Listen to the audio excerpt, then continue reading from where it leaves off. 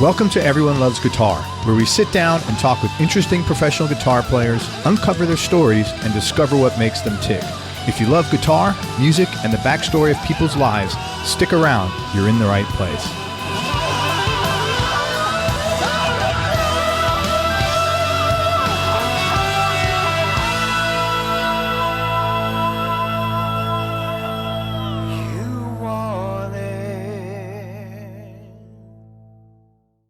Hey, this is Craig. If you're a musician, I made a special 3-question survey for you at everyonelovesguitar.com/survey. Again, musicians only. Complete this 3-question survey at everyonelovesguitar.com/survey.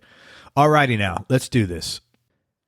Hey guys, it's Craig Garber. Welcome to Everyone Loves Guitar. And we're with a really cool and interesting guitar player with Chris Buono, and well-known. Chris knows everybody in the industry out of New Jersey. I'll go through his background. He's got a lot of stuff, but right now he recently launched an organ trio called CB3 with Ben Stevers, who's out of Matchbox 20 and the Bee Gees, and Tobias Ralph, the drummer for Adrian Belew Power Trio. CB3 is opened 11 dates this past summer called Jams on the Sand in Asbury Park, New Jersey. And you can check them out at CB3 Organ Trio Music. Following the Jams on the Sand residency, they recorded their album, which is kind of like in the works right now. And aside from CB3, he's actively playing around the Jersey Shore and in New York City. He's fronting his own trio at a weekly gig that includes the rhythm section from Thank You Scientist. He's been a regular at Rockwood Music Hall alongside guys like Jim Campolongo, Teddy Kumpel, and a host of ground up artists. That's Snarky Puppy's label. He regularly has guys like Oz Noy, who I interviewed on this show, Dave Fiuczynski, who I interviewed here, and members of Snarky Puppy. I interviewed all 3 of those guys here as well. And he recently appeared on several releases alongside Dweezil Zappa, Tom Quayle, Oz Noy, Daryl Gabel, and James Santiago, whose interview recently dropped. On the touring front, he started doing gigs with James, Chance, and the Contortions. James is an old school New York City guy from the 70s, CBGB's heyday, with a global cult following, and he could drop down pretty much anywhere and pack a club out. Chris has done dates with James in China, Mexico, the West Coast, and Europe. He was a teacher at Berklee, and he left in 2008. At that time, he was one of the youngest professors in the guitar department. At the same time, he was writing for both Guitar One magazine and Course Technology, which was a music technology book publisher, after having written a book for Alfred. And then after Berklee, he jumped on with TrueFire. He's one of their leading instructors and is extremely involved with the curriculum at TrueFire. And he eventually also did a Hal Leonard book. And he is also a regular participant in the guitarinstructor.com song lesson website. He's got 36. That's awesome, man. 30. Is that right? No, you got not 3 more now. 39? 39 TrueFire courses on the market, and I think there's talk. Is that true? Are they going to name a wing after you there, the Buono wing? Is that true, Chris? They did just construct a new studio, so maybe I should put that bid in. I think so, man. On a door or something. I think it's something like that, man. And again, his lessons on guitarinstructor.com are also top sellers, and he's got a nice haircut like I do. Chris, thanks so much for coming on the show, man. I appreciate your time. How you doing, man? I'm not shining too much, am I? No, man. I think you're matte. You're a matte finish. Oh, a bit of sunlight coming. No, you're good, man. You're good. It'll get better as we progress into the. I will look forward to it. Cool. Man, you in your bio it said you're one of the youngest professors in the guitar department at Berklee. What were you doing before that, and what prompted you to start teaching at Berklee, and then what prompted you to leave? Wow, that's first question, Chris. Yeah, here we go. I was the youngest guy at the time, one of the youngest guys. Me and Tim were, Tim Miller? Me and Tim Miller were the babies, so to speak. I was in my early 30s when I got there. So was he and stuff. We always used to laugh about that. He's still there, as he should be. I interviewed him. Okay, so Berklee, how'd I get there and why'd I leave, right? Pretty much. All right. And what were you doing at the time, like before you got there? If you remember. I got there. I started teaching there in 2003. So previous to that, I was knee deep in my sideman thing in New York. I was commuting. You know, I've lived on the Jersey Shore most of my life, and that's where I am now. And at the time I was doing the commute in and out, I had started to do that on a very constant basis after a monumental phone call to Fiuczynski, because he used to throw me some gigs. We used to live together in Brooklyn, in the Gowanus section, which we probably will talk about again later, and you'll see why. So we were living, we had this place, and he would throw me some gigs, and I kept saying no, because I just actually, when we were talking about this before, I didn't have the confidence to do those gigs, and all circumstances involved and stuff, I ended up leaving New York and coming back to the Shore. And for some of it was like, you know what, I need to kind of go regroup. Yeah.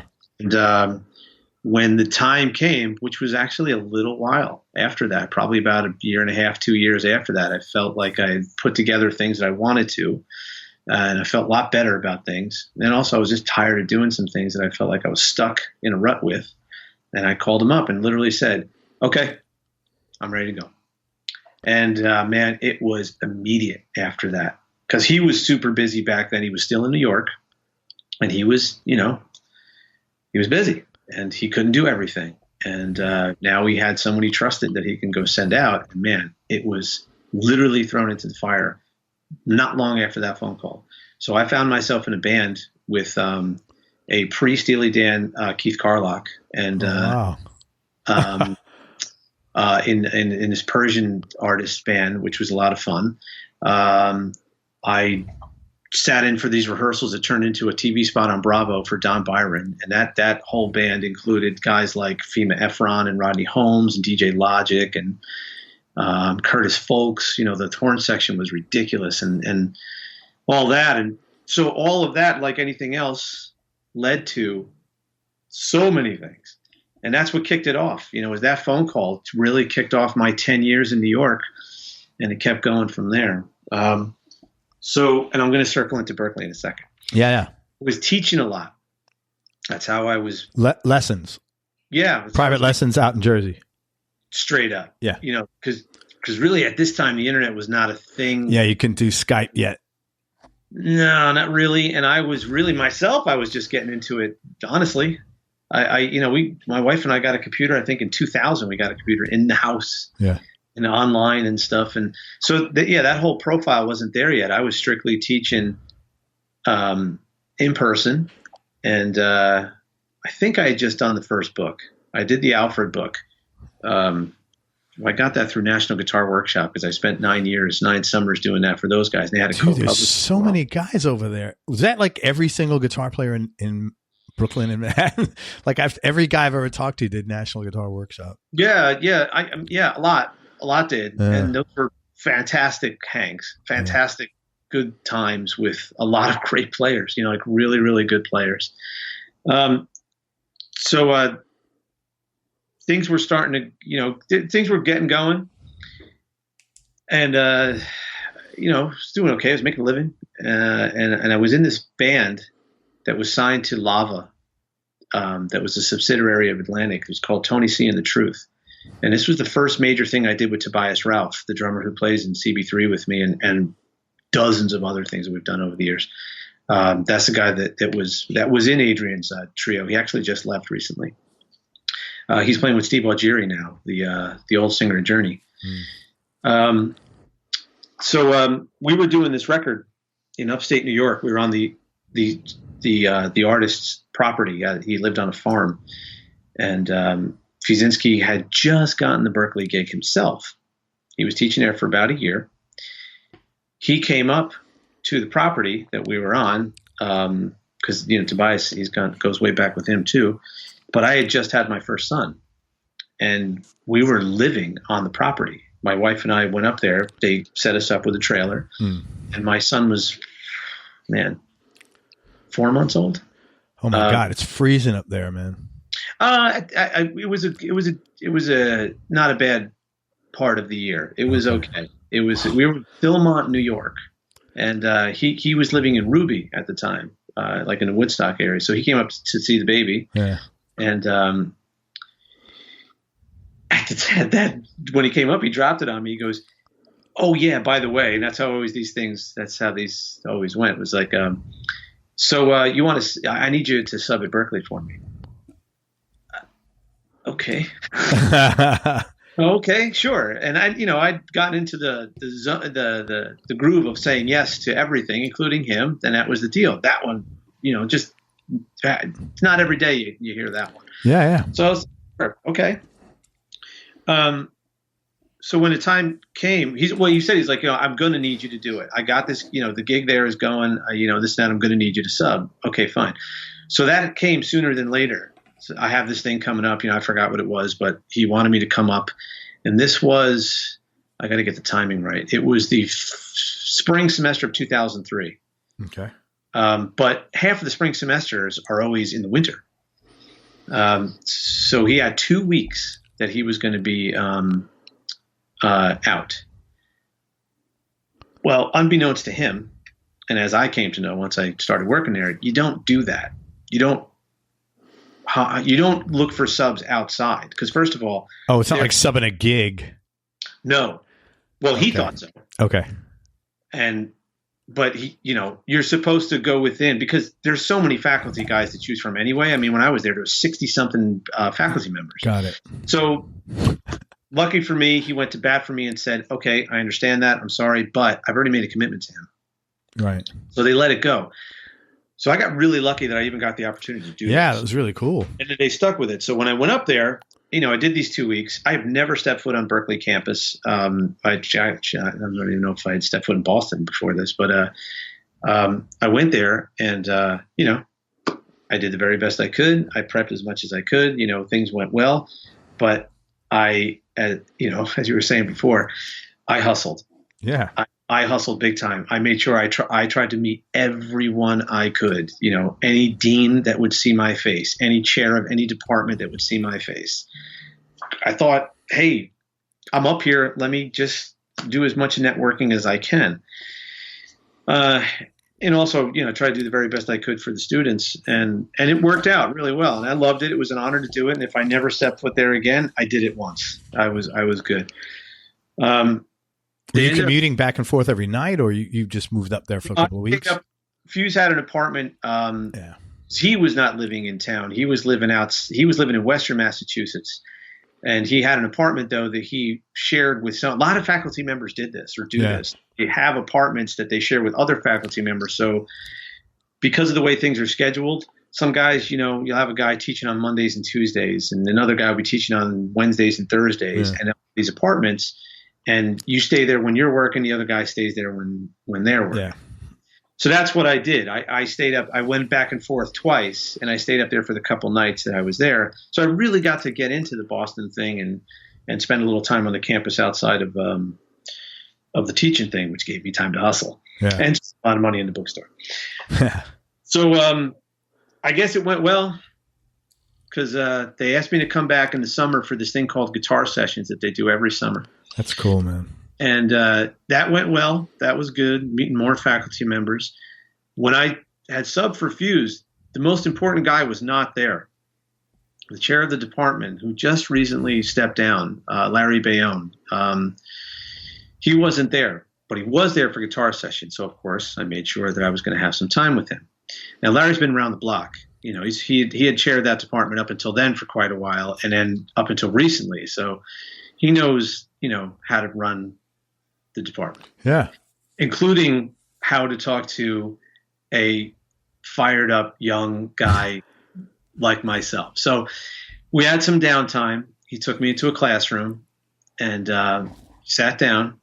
He looked right at me and said, "Before you say a word, I know what you're going to do, and I know where you think this conversation is going to go. I just want to tell you, I'm not hiring you, but I want to get to know you, and just learn more about you." Okay, cool. So he kept you optimistic. Yeah. he played out the parameters right from there. And you know, like I said, he knew how to do his job very well. And we had a great conversation. That's so funny, man, to be honest with you. I know what you're thinking. Well, I'm sure that he was also warned about me because he runs at a certain pace, and New York guys definitely run at a different pace. Yeah. And I'm sure that he was warned about me, and you know, whatever. Yeah. So we had a nice conversation. I went home, and again, hey, I did guitar sessions. It was a great week. It was a lot of fun, you know, seeing what I saw and doing everything that was involved in it. And again, if I never stepped foot back in Boston or Berklee campus, I did two things now. Yeah. So good. About 2 weeks later, I get a call from Larry and said, hey, just had an opening open up. You know, I think it was an influx of students, you know, and I can get you a day. Do you want to do it? And meaning I can get you a day a week. One day, I can get you 1 day's worth of teaching a week. Yeah. Do you want to do it? And of course, you know. Yeah. There it was. I just got hired at, you know, that school. I was 31 years old. Very cool, man. And that's how it started. And I did it for 5 years. I drove for the first 2.5 years back and forth as I built that schedule out to be 2.5 days. You know, I got up to the full schedule that you can do as what is called a part-time professor. You know, the non-tenured, they refer to them as part-time. And sure. I got it to the point where it got to be something real or more real. And then, you know, my wife and I decided that she wanted to go back to work because she was home with the kids. And she also wanted me off the road because, you know, that was definitely upping my chance of having a mishap on the highway. Yeah. We made the move up to Western Massachusetts because she got a job at UMass Amherst, which was 20 minutes away. And then I was only going into Boston 3 days a week. So it was an hour commute, but it was better than 5 hours. Yeah, hell yeah. So you guys moved up there. You moved up to Western Mass for a couple of years. Is she a teacher also? No, she does fundraising. Okay. So she was working in their annual giving department, and she did very well there. I need a fundraiser, Chris. Watch my wife; she's badass. So we did that. We lived up there for a couple of years. You know, I continued to do the gig. It was great. It was really good. Things grew very quickly. You know, I went from instructor to assistant professor very quickly. I was on a track to become an associate professor, hopefully quickly, and all that great stuff. And I kept getting, like, they gave me 3 classes to teach in the effects lab. They let me do the purchasing for it. Like, I was kind of running the effects lab, and, you know, it just kept new adventure every semester, new things about. And of course, you know, working with these guys, Jesus, my first faculty meeting, I'm looking around the room and I'm like, oh my God, I'm sitting in the same room as Mick Goodrick, you know, and not only am I sitting in the same room with him, I'm his coworker, you know, with a guy like that, or like John Damian. You know, these are guys that I've read about or read their books and studied from them. And, you know, Brett Wilmot, it just kept just going. And it was awesome. Was Dave Tronzo there at the time? Yeah. Tronzo was there. Yeah, Tronzo was part of the New York crew that I became sort of part of, which means we were the dickheads. So, yes, Tronzo was there. Tronzo was great. Tronzo was a great mentor to talk. So was Mick. Mick was very, very good to me in helping me become a better professor. That's cool, man. Yeah, it was an awesome 5 years. But there was 2 things that came up for me. First and foremost, I'm a kid who grew up on the Jersey Shore and spent a lot of time in New York. My family's from Brooklyn. You know, I mean, I'm really second generation. You know, my grandparents came from off the boat, lived in Brooklyn. My parents grew up both in Flatbush and Bensonhurst. They are from Brooklyn. So I was raised as a you know, in a kind of a New York household, a Brooklyn household, in New Jersey, but on the shore. Yeah. Those are 2 things in my life that pretty much make up my constitution. Now, all of a sudden, I was living in the Pioneer Valley in Western Massachusetts, totally landlocked, totally in a culture that I was just not really jiving with. We lived amongst wonderful people. We made great friends, you know, with other families through our kids. And that wasn't the problem. It was me. I just didn't jive with this new thing. And on the other front, all that action that was going on at Berklee, which was fantastic, all of a sudden capped. And I got frustrated with that pretty quickly. Like Berklee Online was just starting to become a thing. I wanted in. Well, that was also the recession hit then. Was that an impact? That didn't impact Berklee? Not or did really. It? Yeah. No, it was '08. Not really. It did impact when I went to sell my house, but but no, not. I didn't feel it. Okay. And maybe, you know what? Maybe I got out before the effects really took hold, because I left after the completed spring semester of 2008. So maybe it was the tail end of '08 and '09 that really everything get crushed. I just missed that. Yeah. But I just, the action had stopped. So the newness, the new things that, like, hey, this opportunity and this opportunity, all that had stopped. And I was kind of told it's time, it's time for you to kind of dig in and settle in, and this is how it's going to go. And so there was no more. You kind of maxed out in a sense. Maybe at the moment, because I wanted in on Berklee Online, and I was told no, or get in line behind, probably a lot of guys. 15 other guys. Well, way more than that, and also probably more guys who didn't want to do that. Yeah. But I still had, all right, fine. That's the way the world works. Yeah. I was willing to accept it though. And I also wanted to write books. Berklee Press was that's a big imprint of Hal Leonard. So I wanted in on Hal Leonard, and I thought that this is a great way to do it. That's how I got in with Alfred, through National Guitar Workshop's co-publishing deal. I was just trying to network as much as I can and keep going, because I was so used to things just, And you're a go-getter too. You're not, and I understand that you don't want to do the same thing and sit still in the same position. You want new problems, new challenges. It keeps life exciting. I totally get it. That's not for everybody. Some people want, like a lot of people, my brother, I don't know, my wife's sister's husband, I don't know, his brother-in-law, he was in town recently, goes, man, why do you work for yourself? And I'm like, I couldn't even answer that question, because he asked me, and not that like I'm better or anything, but I understand that's why I work for myself. Exactly what you're talking about. I want new. I want different. I want exactly. And that's what was, now I was starting to see the handwriting on the wall, and I was kind of told this, that it's now you're going to level off and this is it. So they gave me this 5 years had passed, and when 5 years passes, you get a gift from the college, and they gave me this leather book thing that holds stuff. Right. Now, it was nice. It was very nice, but it was the symbol that I needed to see. I was like, oh man, wow, 5 years just flew by. They were 5 years, but 5 years just flew by. So now that 31-year-old guy who was excited about this job, or 30, I think I was. Yeah, because that was 2000. No, it was 31. Now it was 5 years. Yeah. That's 36. And I don't know. It just clicked. I was like, you know what? I don't want to settle in. Yeah. I don't, because I had just been, Mark French was still teaching there at the time. This wonderful older gentleman. And I remember him telling me, this was my 105th semester I'm teaching at Berklee. Wow. That's count summer semester. That's like 50. Oh, including, that's like 30 years or something. Well, yeah, because summer semesters were also what he was saying, but it was his 105th semester. And I was like, wow, that is awesome, Mark.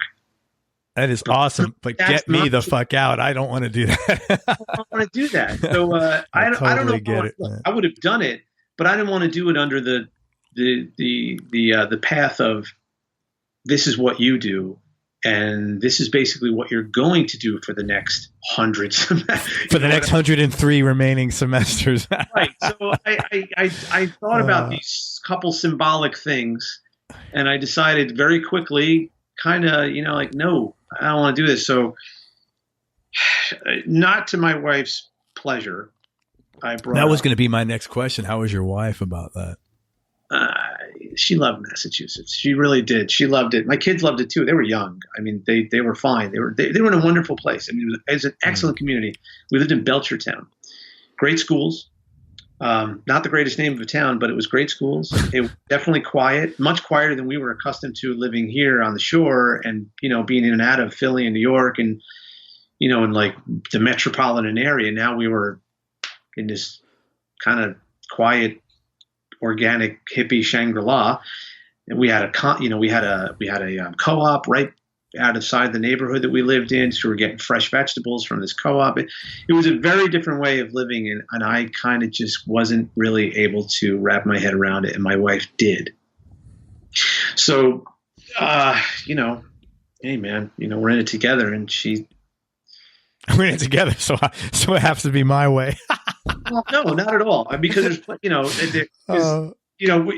different moments in marriages. I know 100% what you're talking about. She stepped up and saved my ass because I was kind of going out of my mind. Yeah. And so we, she's like, look, if we're going to make this move, we got to do it now, because my oldest son was just coming out of kindergarten, and we wanted him to be where he's going to be at first grade. Yeah. Wanted him to have that because she had that, and I kind of sort of had that, and we both wanted that for both of them. And so we put this together very quickly.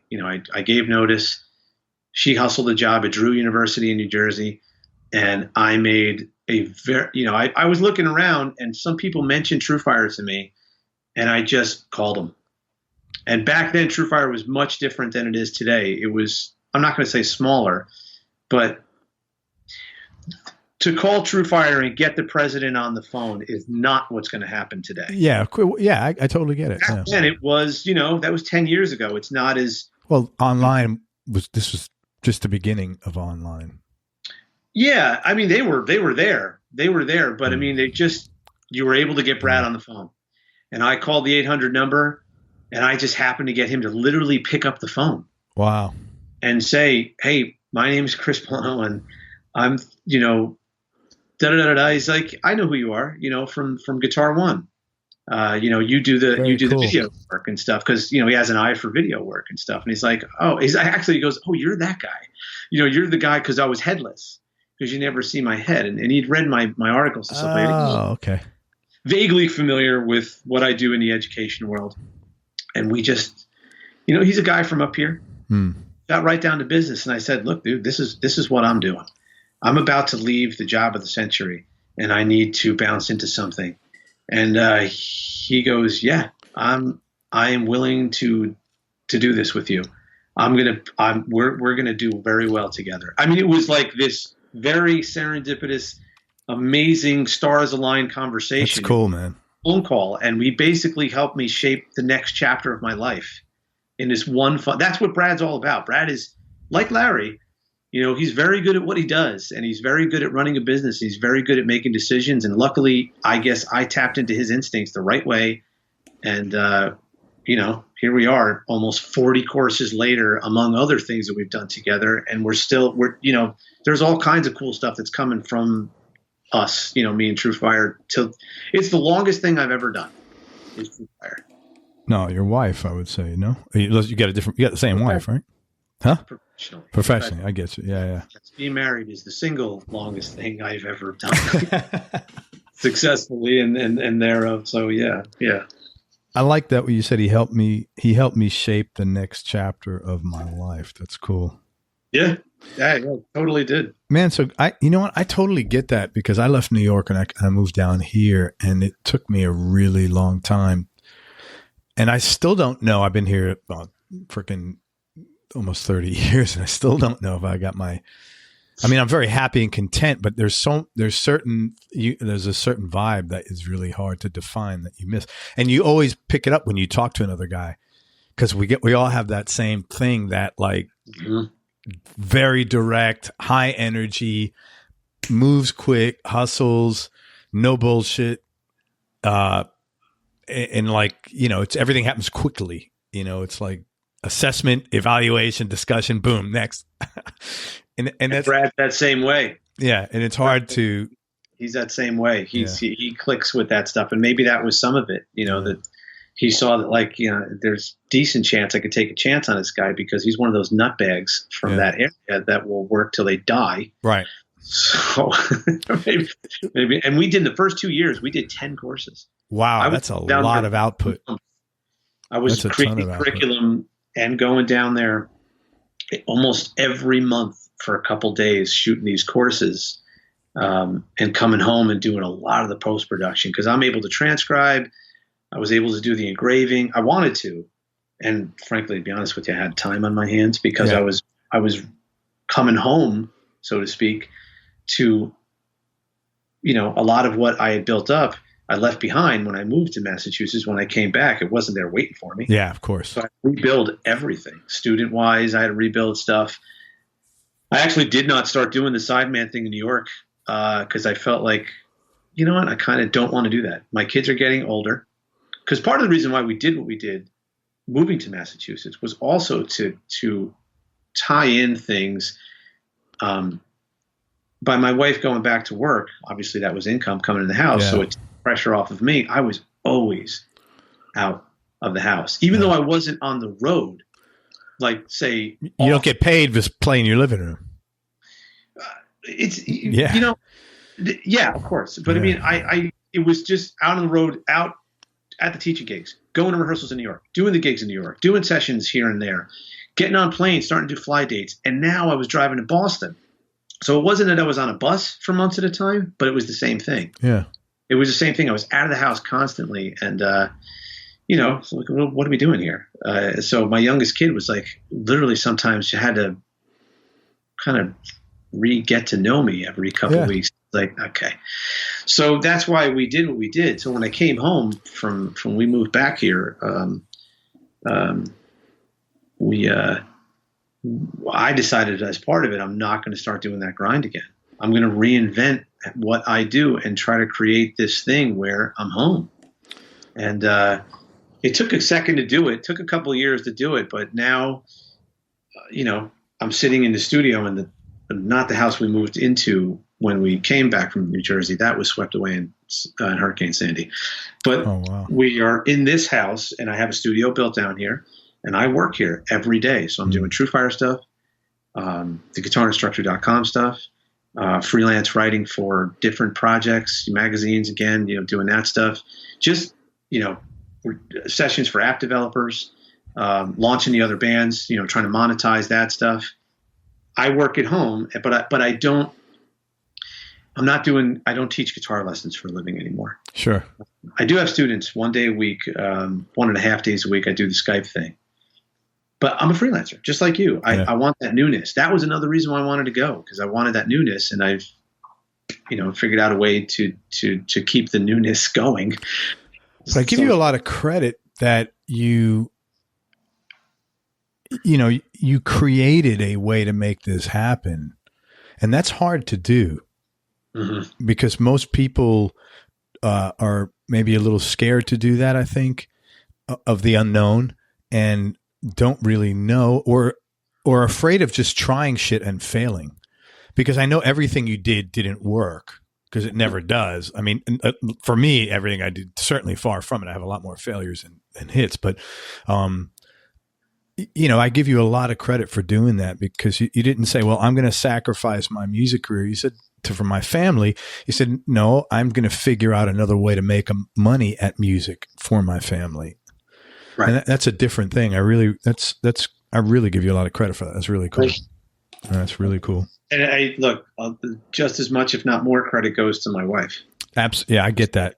Her being there, doing what she does, I probably wouldn't have been able to make it happen, because when we first got back, it was lean. Yeah. It was starting over again. So now we went from this 2-income household that we had created in Massachusetts, and I had just pretty much slashed it by 75%. And the cost of living is a lot cheaper up there. Where, Massachusetts? Yeah, isn't it? No. Really? No. Cost of living is more than in Jersey? On par. It is on par with New Jersey. Oh, wow. Car insurance in the United States is I have chosen the worst states. Yeah, I know that. Jersey's awful. Yeah, and no, not really. It's I didn't realize that. That's a known thing, man. It's Taxachusetts. Oh, I didn't know that. Yeah, I'm not. Oh, yeah. I just assumed anything out of New York was cheaper than tri-state area. You compare anything to New York and California, and anything can seem better. So Massachusetts can definitely seem better than that. Yeah. But that benchmark is so off the charts. Yeah. But when we came back here, I just had to just hustle and create something and make some money. And again, credit to TrueFire. They worked out something with me that let me do that. They put me on a retainer that let me do that. And that was something that they don't do. And I really appreciated and did my best to make good on that, that faith. It's worked out for all of us in the end and stuff like that. But without them and without my wife, I don't know. I don't know if I would have been able to create whatever it is that's going on today. I might have had to do something because I've only done this. My entire professional life, I've made money with the guitar. Right. And I had to figure out how to continue to do that without going into things that would have me out of the house again or doing things that I really don't want to do. Nothing against wedding band guys, but that's not my thing. Yeah, no, I get it, man. You make a ton of bread doing it here on the East Coast, that's for sure. Okay, let's talk about your organ trio, CB3, and then I want to talk about Red Right Return. What prompted you to start an organ trio? Because I don't know that that's something that you'd ever done before. And what made you like versus standard, guitar, bass, drums trio, or even a quartet with an organ? Well, organ, it's one less guy to pay because he's doing two dudes. But look, you got a guy playing left-hand bass and a guy, right-hand chords and stuff. So now you have one guy thinking the same thing for two roles. So if you get a guy who's really good at it, like Ben is, so instead of trying to wonder what two other people are doing, you're only wondering what one other person is doing, and that person's providing the low end in chords. Yeah. So it's a win-win, and I've always jived really well with Ben. Okay. So when I was doing that Tuesday night thing, which I'm not doing at the moment, but that was a great run. It was a lot of fun. A booking agent in the area, he books for Madison Marquette, which is the big booking agent at Asbury Park, approached me and said, I got this opportunity in the summer if you want to open up this concert series. And because he really liked what he was seeing at Clancy's. And I said, can I do anything I want? Because I'd wanted to do an organ trio. I did do one back when I was at Berklee. I did it for a little bit with Bo Sasser, who was the organ player for Kung Fu. And this guy, Tom Ari, great drummer. He actually went out to play with Jay Giles and other guys. So I did a little bit, and I really liked it. And I came back around and was like, okay, here it is. Here's my opportunity. And we put it together. So I knew I wanted to do it with Ben. Ben had done some of the Clancy stuff already, or one gig. And Tobias, he's my first call all the time. We've done so many adventures together. And the booking agent had an April 1st deadline. We were talking about it in January, and he said, look, when I go to press April 1st, can you make this look like you're ready? So website branding, we did some videos at a place, which gave us audio and video representation, everything, T-shirts, the whole bit. April 1st, CB3 existed. And that's a lowercase c and a capital B to accentuate the B3. It's not about my initials. Right. It's CB3. But let me ask you this. For that one. It's CB3. Is it CB3organtriomusic.com, right? The website, yes. Okay. So I have a question for you. There's a song on that website, and it's great. It's called Fuchsia. What is it? Fuji. Yeah. Is that like in honor for Fiuczynski? Yes. Okay. That song is like 8 minutes of contained rage, man. It's really, really badass. Well, that was the premise. Thank you. That was the premise behind the organ trio. It's like, let's do this. But my idea for this is this. I love Grant Green. I love Jim McDuff, and all the guitar players that did that stuff. Kenny Burrell, Grant Green's guitar player. But I love those organ trios. The organ players, whether it's Jimmy Smith or the guitar players also. And, my favorite George Benson records are organ trio records, are based in organ trio, along with Ronnie Cuber doing the baritone sax stuff. But I wanted to do my own take on it. And Ben, that's another reason why I love playing with Ben. Ben totally digs going out there, not avant-garde out there. No, not at all. But pushing the envelope, edgy, hard groove. He really digs the effect stuff that I do. I love his effect stuff that he does. He's a very rare cat and a really perfect match for. He's like the ultimate organ trio player that I could if I didn't know him and I was trying to describe the perfect guy, it would be Ben. So he understands what I do with effects, and we just really enjoy doing it together. And Fuji is a great example of that. Is that song going to be on the record? Absolutely. That was amazing. That was lifted partially, well, more than partially, from one of Fiuczynski's tunes on this excellent album he did called Black Cherry Acid Lab. It's just this offshoot record he did back then, actually, about the time we were in Brooklyn together.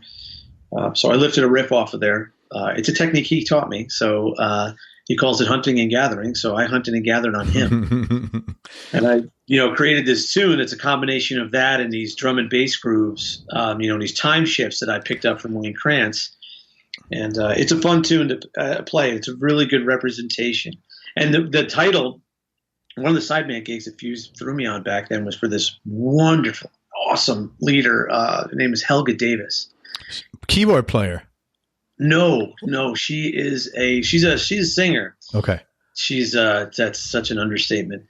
But Fuse was in her band, and I had this live recording when I was learning the tunes, and when she went to introduce him, that's how she introduced him.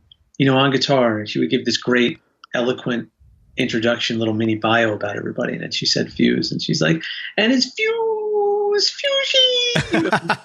That's why I named the tune like that. That's so funny, man. I have True Fire stuff that I've named after Fuse. That are because they're homage to Fuse, huh?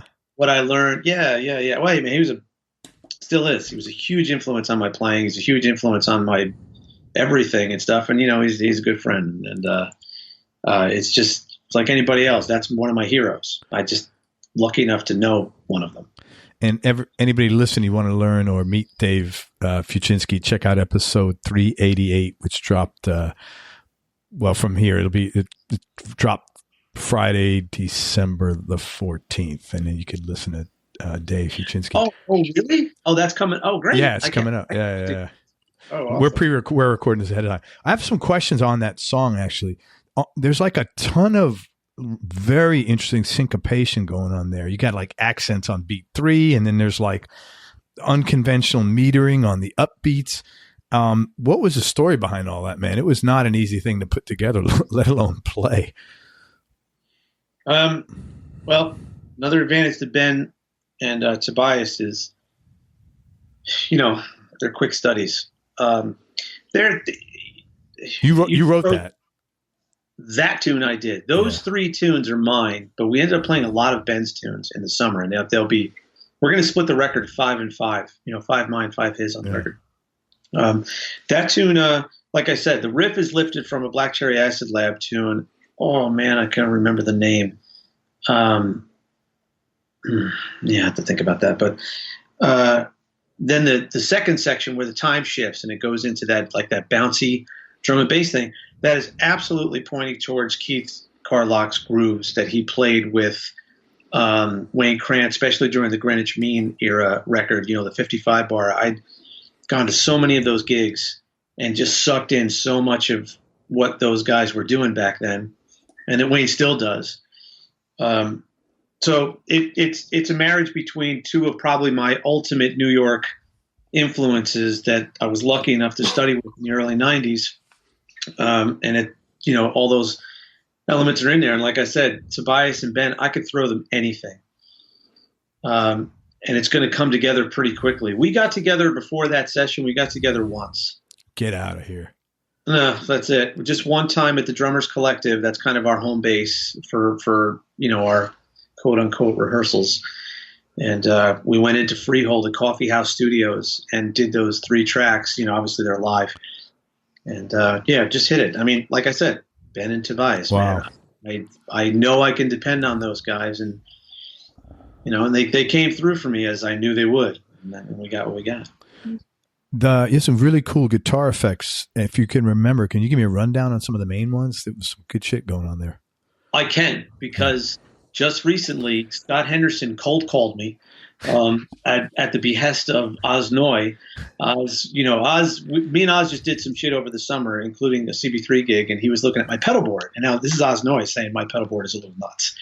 And I was like, that's funny.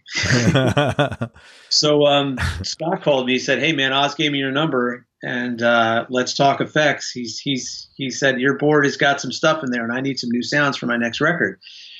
So I had thrown him. I was like, why don't you check out the CB3 stuff and see if anything really clicks there with you? And he dug it, and he pointed out that tune. Yeah. He's like, what you're doing on he couldn't say it either.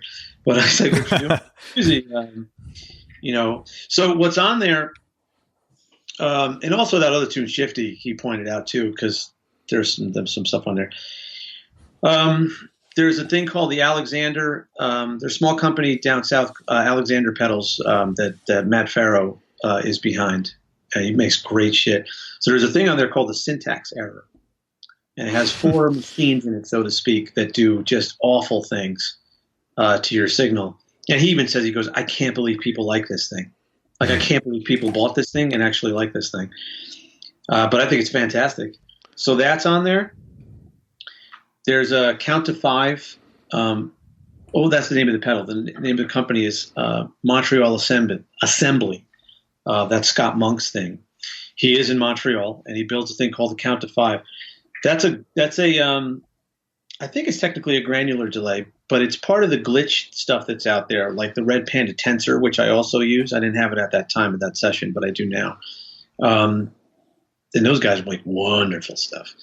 I did have there, and it is in there, I did have the particle in there. So the Syntax Error, the particle, and the Count to 5 played a big role, and purposely so. I'm designing a lot of the stuff that I can interactively throw that stuff in and out, because I always think of that particular approach as like live, what people, the word production gets thrown around a lot now these days, and that, I just still kind of have to work on wrapping my head around. But so I'm doing live production, so to speak. I love turntablism. I love DJs. I love, really good, great turntablism and that music. And turntablism, that's like a new word, man. That can go viral, I think, dude. Actually, it's not. It is not. It's a term that's been around for quite a while, and it's basically, let's think of it this way: you got a guitar player who's in a band, but then he goes and does a solo record. We call it instrumental music, right? You got a DJ who's in a situation where he has MCs, and there's that record. You take the MCs away and you let the DJ do his thing, and you have turntablism. That's like Uncle. Do you know that guy? Unkle? Yeah. Yes. Yeah. But I mean, there's deep. Yeah. Like, go check out DJ Shadow. I was just going to say DJ Shadow. That was the next thing out of my mouth. Yeah. Sure. Guys, good. What he does. And great stuff. Yeah, right. So I take a lot of influence from what those guys do, and that's what I'm trying to do with effects. In addition to keyboard players like Bernie Worrell and Tony Banks and Rick Wakeman, that's where that's coming from. I mean, there's not too many guitar players who do stuff on that tip like David Torn, and even what Fiuczynski and Wayne do. What they do effects is something that really gets my attention, and the guy from the Mars Volta, Omar Rodriguez. Yeah. I know exactly what you're talking about. Yeah, I mean, those guys that do stuff like that, that's, I love all sorts of guitar stuff, obviously, but I mean, directly related to that, I'm looking at what those guys are doing. Well, I mean, even Tom Morello on an earlier. Sure, absolutely. So, I mean, he changed the game for everybody doing what he does. So I'm trying to do my version of that, and CB3 is really the launch pad to do that stuff, because now I got Ben, because this is why it's so important to have Ben. One guy doing 2 pivotal roles. Yeah. So bass player wise, I have a guy who's in direct contact with the harmony, because it's the same dude. And we also share the same approaches to harmony. And Ben, Ben's a great musician. Ben's a Ben's a player, and I can communicate with him on any level. So he's the full package. I mean, CB3 is really Ben.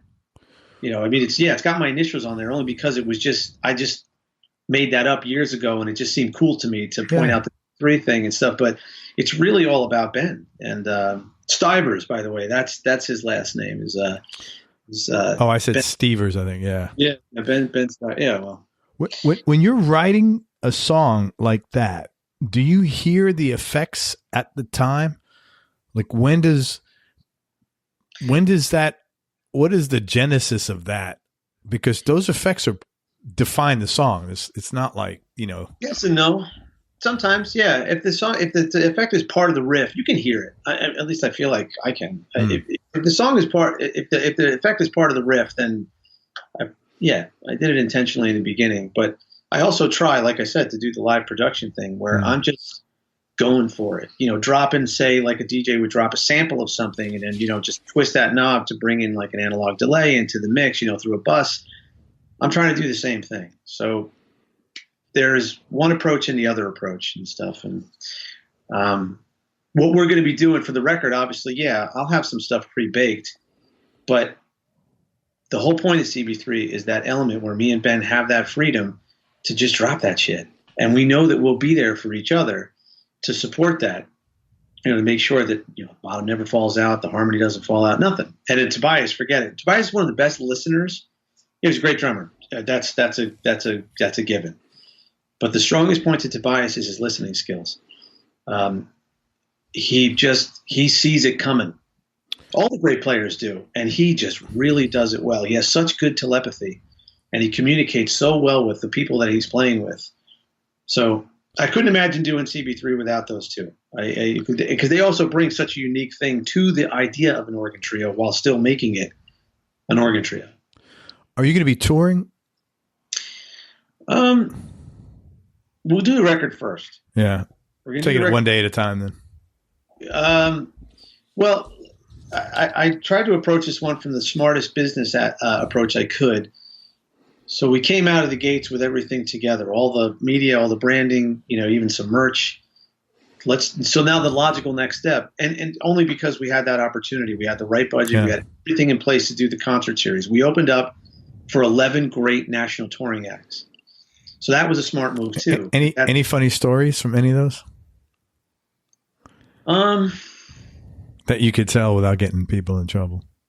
Oh, there was plenty of those. Think about that for a second. I sat in with a couple of them, and that was a lot of fun. But funny story, stuff that, God, it was such a blur. You think 11 weeks is so long, the summer comes and goes. So, dude, you know what? As I've gotten older, everything is a fucking blur because you just have so much going on at once. It's just like, especially when you have kids. Oh, my kids are kind of. I'm on the 5-yard line with that, man. I just got one left at home, and she's 18. So, yeah, no, I'm on the 20. Yeah, I still got some time, but man, trying to think of ridiculous. I mean, there was a lot of ridiculousness. I mean, hey, look, this gig was on the beach. Right. We were literally. You look behind us. If you look at pictures from the gig, the Atlantic Ocean is right there. That's so cool. So the beach, music. Jersey Shore, summer. Jersey Shore, all sorts of crap was going on. I mean, one week we were doing a gig before, because we were on the side of the convention center, which is a legendary venue in Asbury Park. Everybody played the convention center over these last couple decades. I mean, Stones, yes. They've all been there. If you see the pictures, they're amazing. When they used to pack the board, it was awesome. And a lot of that has come back now that Asbury Park has made this renaissance. So we're playing on the side of that. So things that were going on in the convention center would filter to our event, or we would be previous. Like we would be the day before the big tattoo festival. Okay. Or the big, that tattoo festival that came in, those people were starting to trickle in, getting their hotels at the Berklee Carteret and the Asbury and stuff like that. So we would be playing previous to these events. So those people would start coming to the events, to our gig. That was we were the pre-pound. for the weekend. Right. Because we were Thursday. I mean, that one, there were these two guys running around in Speedos. One was, it looked like. I thought they were illegal here in America.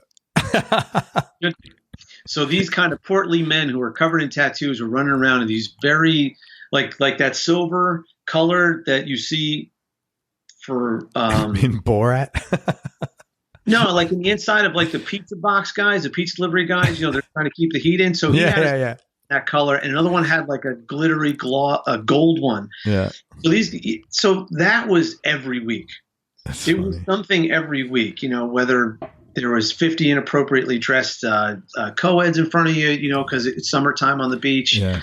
And, there'd be the Speedo wearing guys and stuff. You never knew it was, and it's Asbury Park. Yeah. And, Asbury Park has got its fair share of insanity going on all the time, especially if a headliner was down the road. Then it was even more packed than usual. Ziggy Marley was in town when we were playing a gig once. There was a big country band down the road playing, one of our nights and stuff. It was an adventure, a very fun adventure. Did you get to meet Adam Zimmern?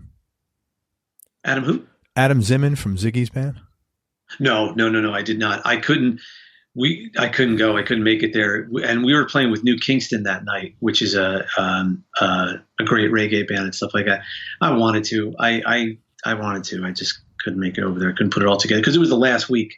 Oh, gotcha. A lot of closing up to do, and I just couldn't get away from the venue to go see Ziggy, unfortunately. You got this song called Rise. Is that Red Right Return or is that CB3? Red Right Return. Rise is a working title. Okay. That tune's name is Will Be Moondust. Okay. When you heard those, was there a singer on the tracks I sent you? Yes. Yeah. That's Tipon Pasuk. She's known as Siren Tip. That's she has a record out with Ground Up called Tribus. Mm-hmm. She's the singer on the Red Right Return stuff. She wrote the lyrics and the melodies, and Rise became Moondust once she applied her magic to it. And do you know what Moondust is? No, man. What is it? Me did not know it. So I'm listening to the lyrics and I'm listening to some like, okay, what is Moondust? So I look it up. The dust on the moon is apparently razor sharp. It's like So when you don't want to be on the moon without proper attire on when that stuff starts blowing around because it will cut you to shreds. I didn't know that, man. That's interesting. So Moondust is about a person in her life that became a razor sharp entity, and I really like her lyric writing. That's cool. She's very open. Tipon is very, very open, and she does not beat around the bush with her subject matter. And her writing is very eloquent, and it's got style and imagery, but it's not hard to see what it is. That's why I was like, man, what is she talking about? Like, this is so harsh. So what is Moondust? How does this play into this? When I saw the definition, I'm like, oh, ooh. Yeah, so that tune became Moondust. I love that tune. That tune's got a nasty groove. Rise, the name, all the working titles came from my True Fire course called 30 Funk Rhythms You Must Know. When I was writing the music for Red Right Return at the time, I was using the riffs from that course as catalyst to start writing tunes. So Rise is the name of a lesson in 30 Funk Rhythms You Must Know. Very cool. Talk about Red Right Return, and then I want to ask you about that song. Now, Red Right Return is a totally different concept than CB3. This was another way for me to get out some other thing that I wanted to. So CB3 is great for the spontaneous improvisation, effects-driven thing. Red Right Return is a vehicle for me to get out this syncopated, what I call progressive math funk. So I have a whole other catalog of ideas that I've been developing since those days I used to live with Fuse, because I was obviously getting influence from him and from Wayne, from studying with him and living with Fuse and stuff like that, and just being in New York. So I started the genesis of things back then. And if you remember earlier when I said we'd get back to Gowanus, yes, our apartment was in Gowanus. And is that just like over the Brooklyn Bridge? I don't know anything about Brooklyn, man, honestly. No, it's actually okay. If the closest bridge to Gowanus would be the Manhattan Bridge. Okay, yeah, I know. I've only been to Brooklyn a few times. East, yeah, and eventually you hang a right, and eventually you'll be in Gowanus, which is a very different place than what it is today, or was than what it is today. Yeah, when I lived there, it was, I mean, it's not the Bronx in the 70s or anything like that, but it's not what it is today. It's all like yuppified today, isn't it? It's nuts. Yeah. I can't believe what Brooklyn is today. Yeah. I mean, I was just in Sunset Park mixing the Red Right Return record in this little section called Industry Park. I don't know if other guys have told you about it, but it's a bunch of old factory buildings that were all sweatshops and back in some time. And they got $1 bazillion put into them. And now they're this series of 9 buildings that are, still have industry going on in them legally. But there's all this stuff, all this, it's a lot of restaurants and shops and on the bottom parts. And they made it all this continual zone of things. Like you go from one building to the next, and it's purposely built for you to do this. With all these things being built, being manufactured in the higher floor. It's amazing. But I mean, what is that? That, that used to be like a horrible part. It's like right next to the BQE where it goes over 3rd Avenue. And that used to be a really shitty part of Brooklyn. Yeah, and nothing about Brooklyn. It's amazing. So Red Right Return was born back then, but it just went through many iterations. I tried it with a couple different lineups. I almost thought I had one. I tried to keep it local here on the Jersey Shore. There's a lot of great young musicians that have popped up. The Renaissance in Asbury Park, that's one of the great things about it. It has influenced kids around here to go for it and to make a life in music. And there's some fantastic young artists coming up. So I've gotten to know a lot of them. And I put together a band made up of a bass player, a drummer, and a singer.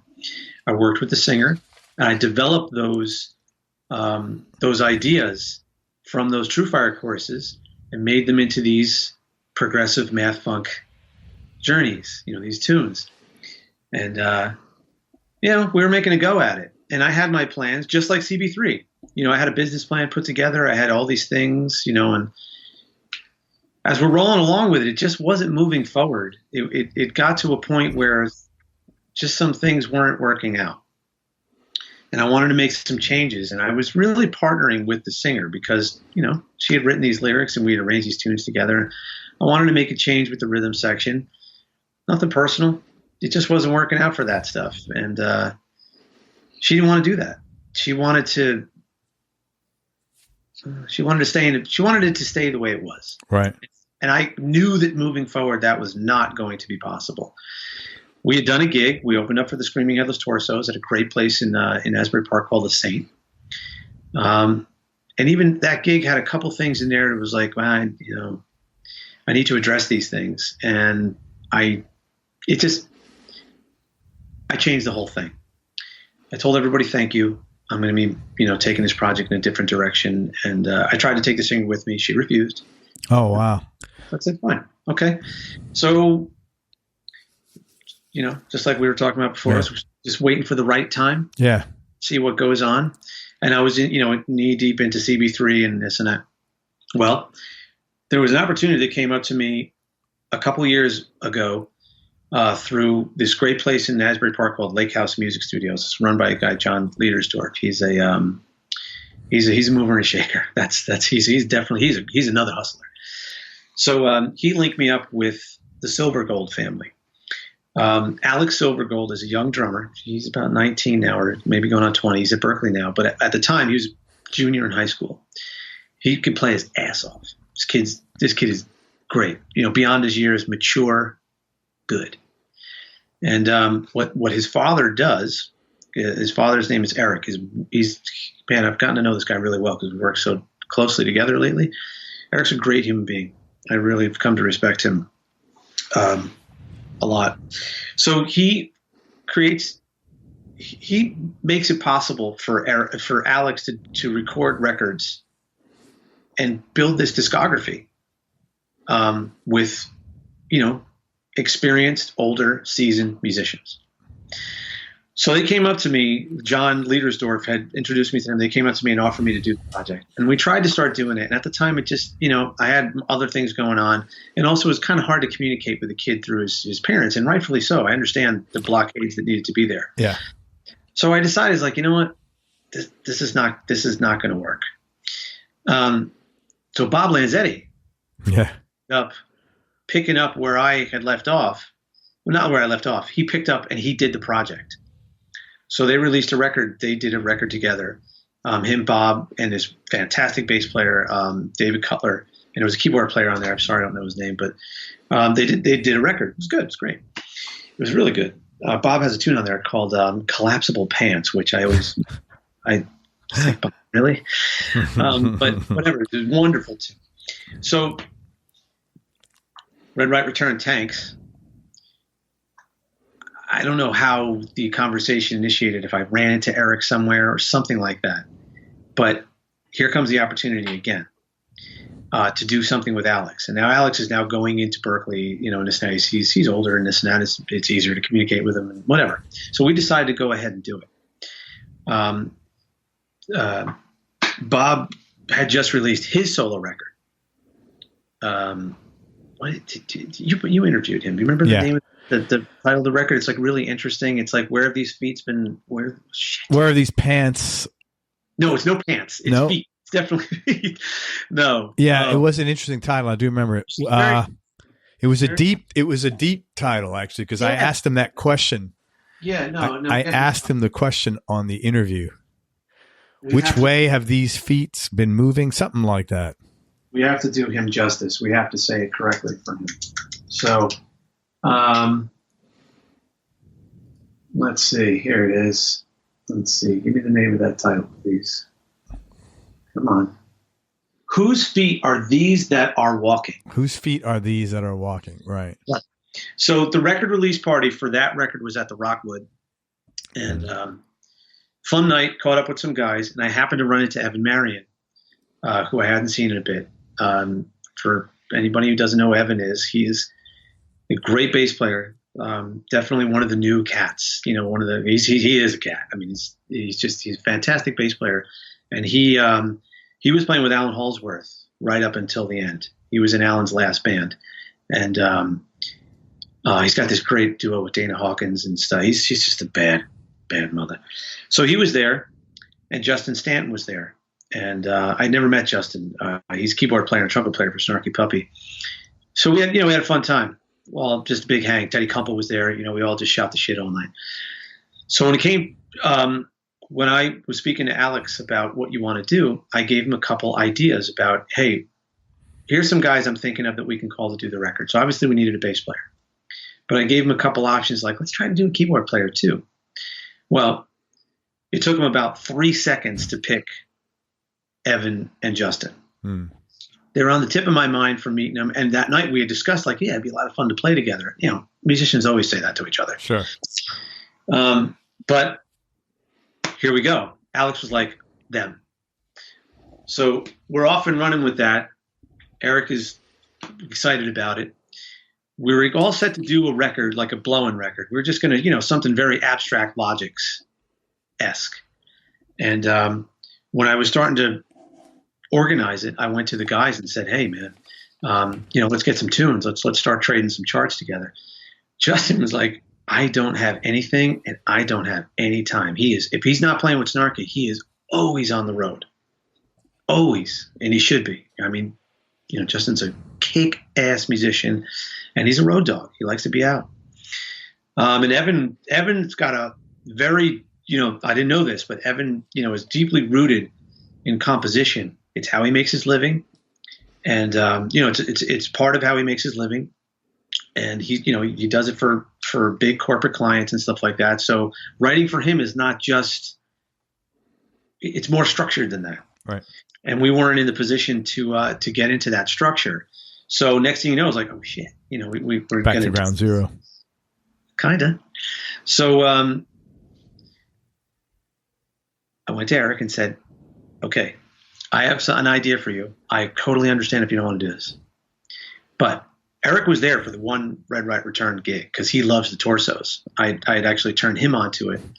And, he liked the music. So he came out, and Eric's also a photographer. It's something he does as a hobby, and he's very good at it. So he came out to shoot Red Right Return and Screaming Headless Torsos. So he saw the one gig, and he heard the music, and he liked it. So I said, hey, man, what if we record the Red Right Return material? And, I'm taking a big risk here because now we're talking about something very different. We're talking about doing, this is one of my things. But who else were you going to use though? Well, I didn't know. Okay. I didn't know because Red Right Return was not something I was working on actively. But like I said, I saw the window. I saw this opportunity. I had no idea. Until I had said that, I had nothing. I was starting all over again, which frustratingly, before I made the final decision, even to go, well, the singer made her decision. For 2 seconds, I had Gene Lake and Jonathan Marin ready to go. They were down with it. They liked the music, and they were interested in it. We were going to get together and start working on this stuff with the singer. That was going to be my new rhythm section. I mean, I love those guys. Everybody loves those guys, and they had played together on Maxwell's Urban Hang Suite. This was the right rhythm section. This is where I wanted to be. And I thought that I can get those guys there. And they just, they didn't have the same vision as I did.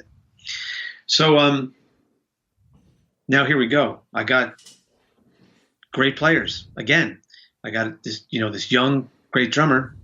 I got Evan and I got Justin. And I asked him if he wanted to do that. I said, look, this is definitely going to affect how this proceeds. And also, we need a singer. So he said, yeah. He didn't really even hesitate. He's like, yeah, I love it. And that's Eric is. So you recorded instead of going touring and playing. Oh, yeah. Well, there was nothing to. Red Right Return existed really more on paper than anything else. Right. I had started to do stuff with them. We did the one gig, and I did start doing a little bit of branding. I did get, some social media stuff out there, but no, no. So the only thing to do, and that's what I had. Let's do a record. So he said, yeah. So I thought about, okay, I need a singer. The top person on my list was actually the person that I was trying to show other singers, hey, check this artist out. And that's who I went to. I went to Tipan. I was really a big fan of her Serentip stuff. And Bob made the introduction because, it's all ground up people and this and that. And again, I just put it out there, totally waiting for no, I'm too busy, not interested. She was down. And everybody got the music. Everybody liked the music, and went right to it. So we all got to work in a very short amount of time because Eric wanted to get this record going. It was the summer. Alex was home before he went to Berklee. And also dealing with Evan and Justin's summer touring schedule was kind of complex. We only got to rehearse with each one of them once. Wow. The sessions. And this music was dense. This music was tough. And me and Tipan got together once or twice to write the melodies and the lyrics and to seal stuff up. Everybody, just like Tobias and Ben, I knew I can trust them. I knew that they would come in with their A game and bring their supreme talents to the fold, and everybody kicked ass, Alex included. Alex came to my place a couple times and we put some stuff together, but we were never in the same room, all five of us, ever. Wow. But I don't think that's that uncommon. That's not that uncommon anymore. Although for a newer band, you get some hang time. No, it's not. But this was music, that did not exist to anybody. Yeah. But you know what? Like you just said, that's the way. It's not uncommon. I mean, that's the way that this type of music gets played because thankfully you have there's musicians out there that can do stuff like that, and I try my best to keep up with people like that. To step up to shit like that.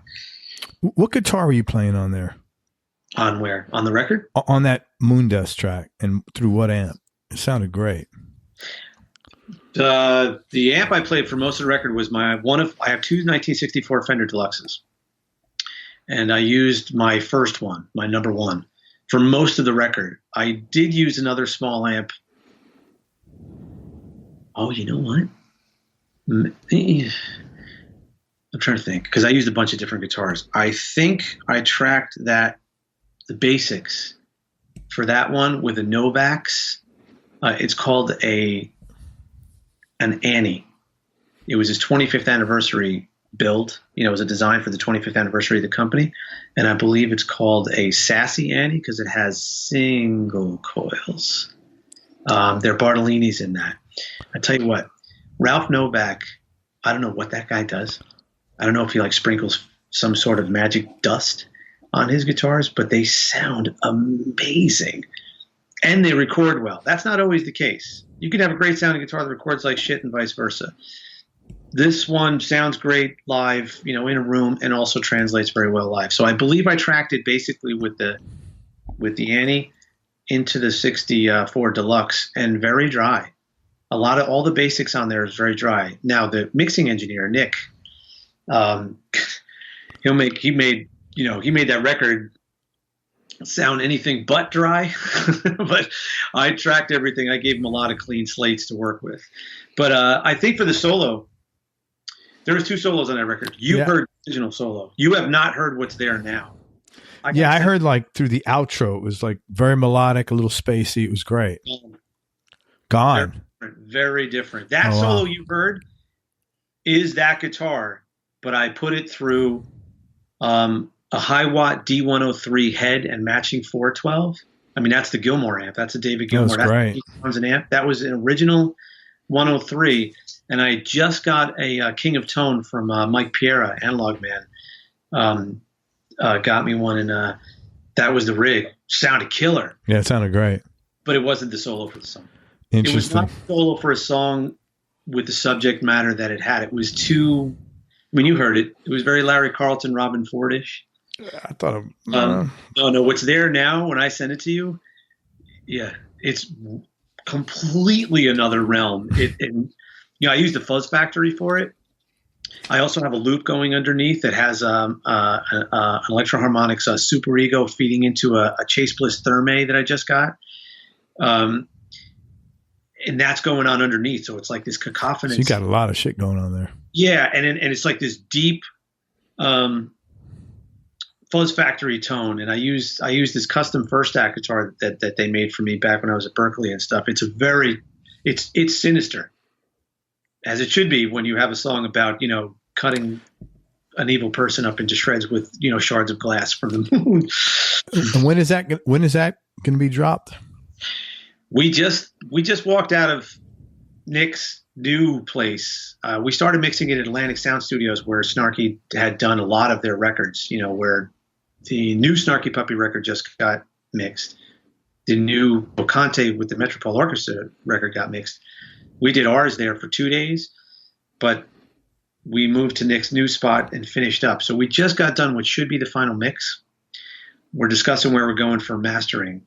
Got a couple guys we're thinking about, Nick has recommended some people, and after that, we got to do the unfun stuff. We got to do the branding, the marketing, all that. Yeah. We got to get the whole marketing campaign ready to go. So let's tentatively say spring. Yeah. Spring of 2009. Spring, that'll be all finished and stuff like that. I can't wait for you to hear it, especially at the stage that you heard. You heard it after the first round of mixes, which were good. I think so. It was a great starting palette, but now we refined things and dialed back some of the wetness. You hear Tipon's voice more clearly. I'll be interested to see what you think of it, given what it is. And then I'll send you the master too, and then you can take it from there. But early spring. I'm just saying that. Hey, you've played with so many guys. Name a couple of people that you've enjoyed jamming with.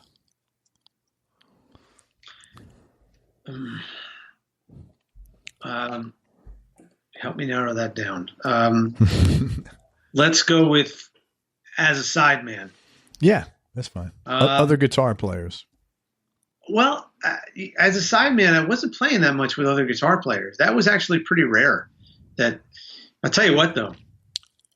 For a second, when I was in that band I was in with Keith, the artist's name was Halle, Haale. So for a second, after Keith left, after he started playing with Steely Dan, Rodney Holmes took over on drums, which was fun. And I was doing a lot with Rodney back then. I was in his band called Lithium Tree with two other great guys, Ken Dow and Jim Cost.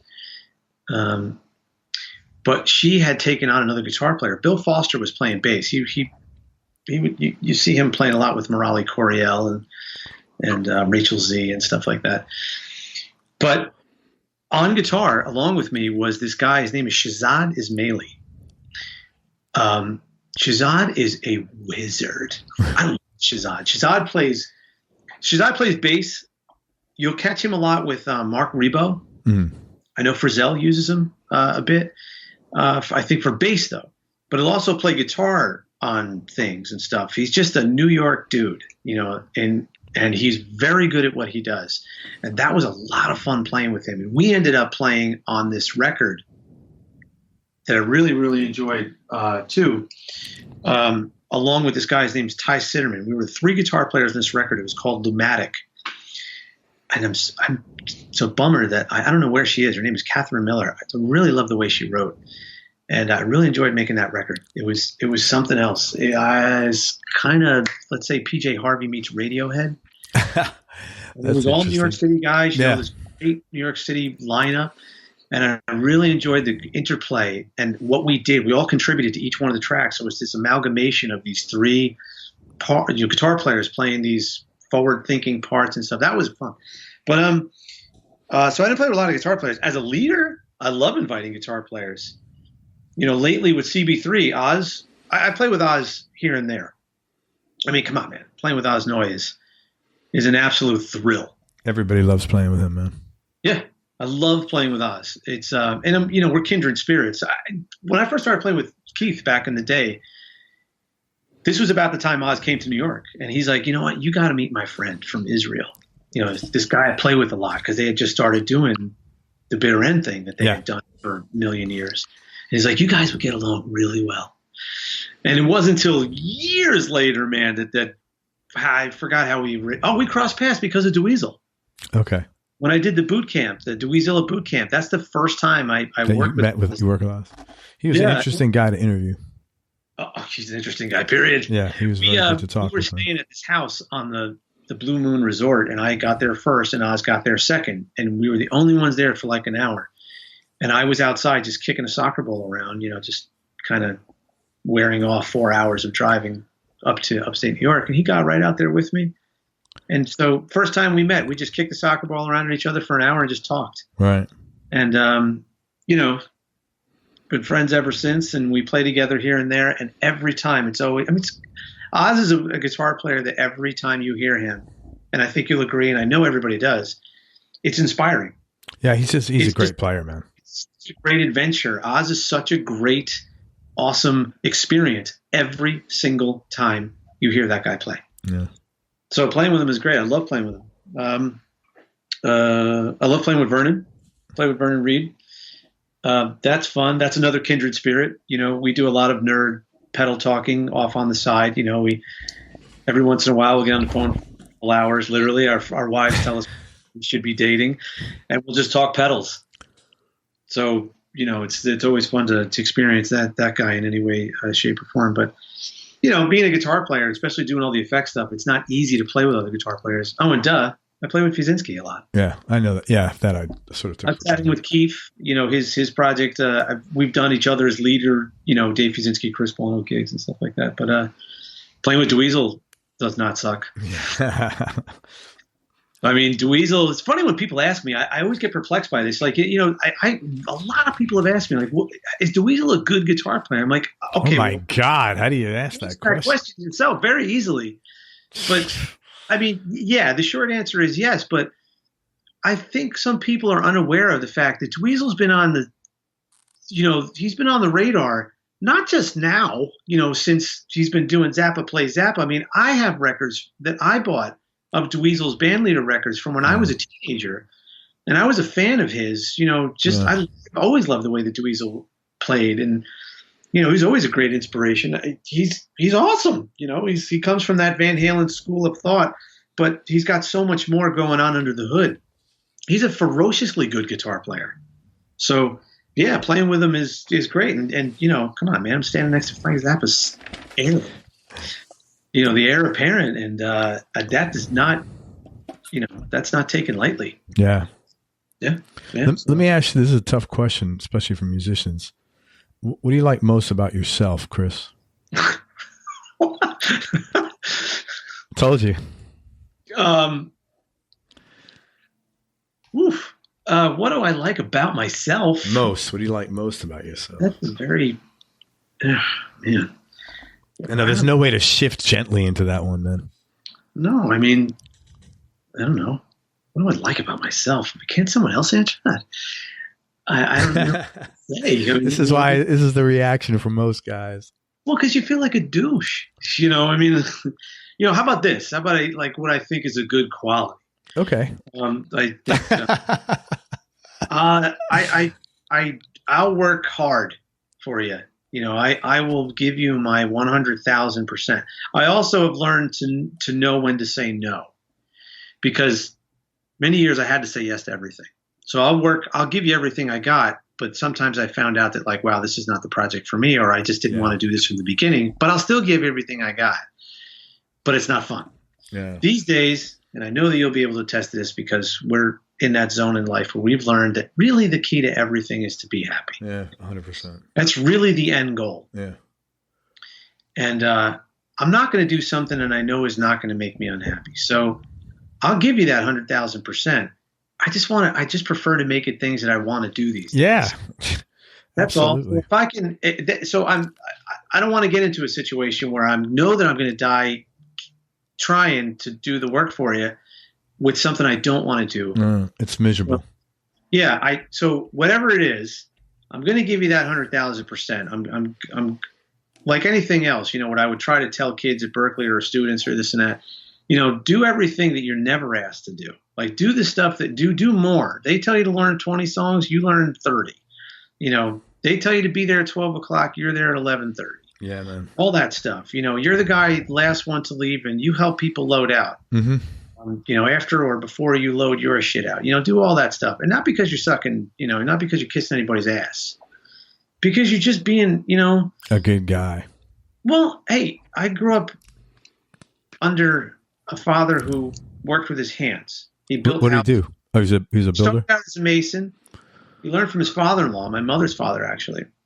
Started out as a mason, went into carpentry, and he's always worked things. So, and I remember I learned that etiquette that when you're on the job, if you're done with yours, find something else to do. Yeah. Contribute to the job. Because when you're on the job, from the time that you're there to the time that you leave, you're there to work. There is no, I'm done with my shit. Now I'm going to go, skip rocks on the pond behind the property we're building this. No, of course not. And that's the way my brother raised his boys.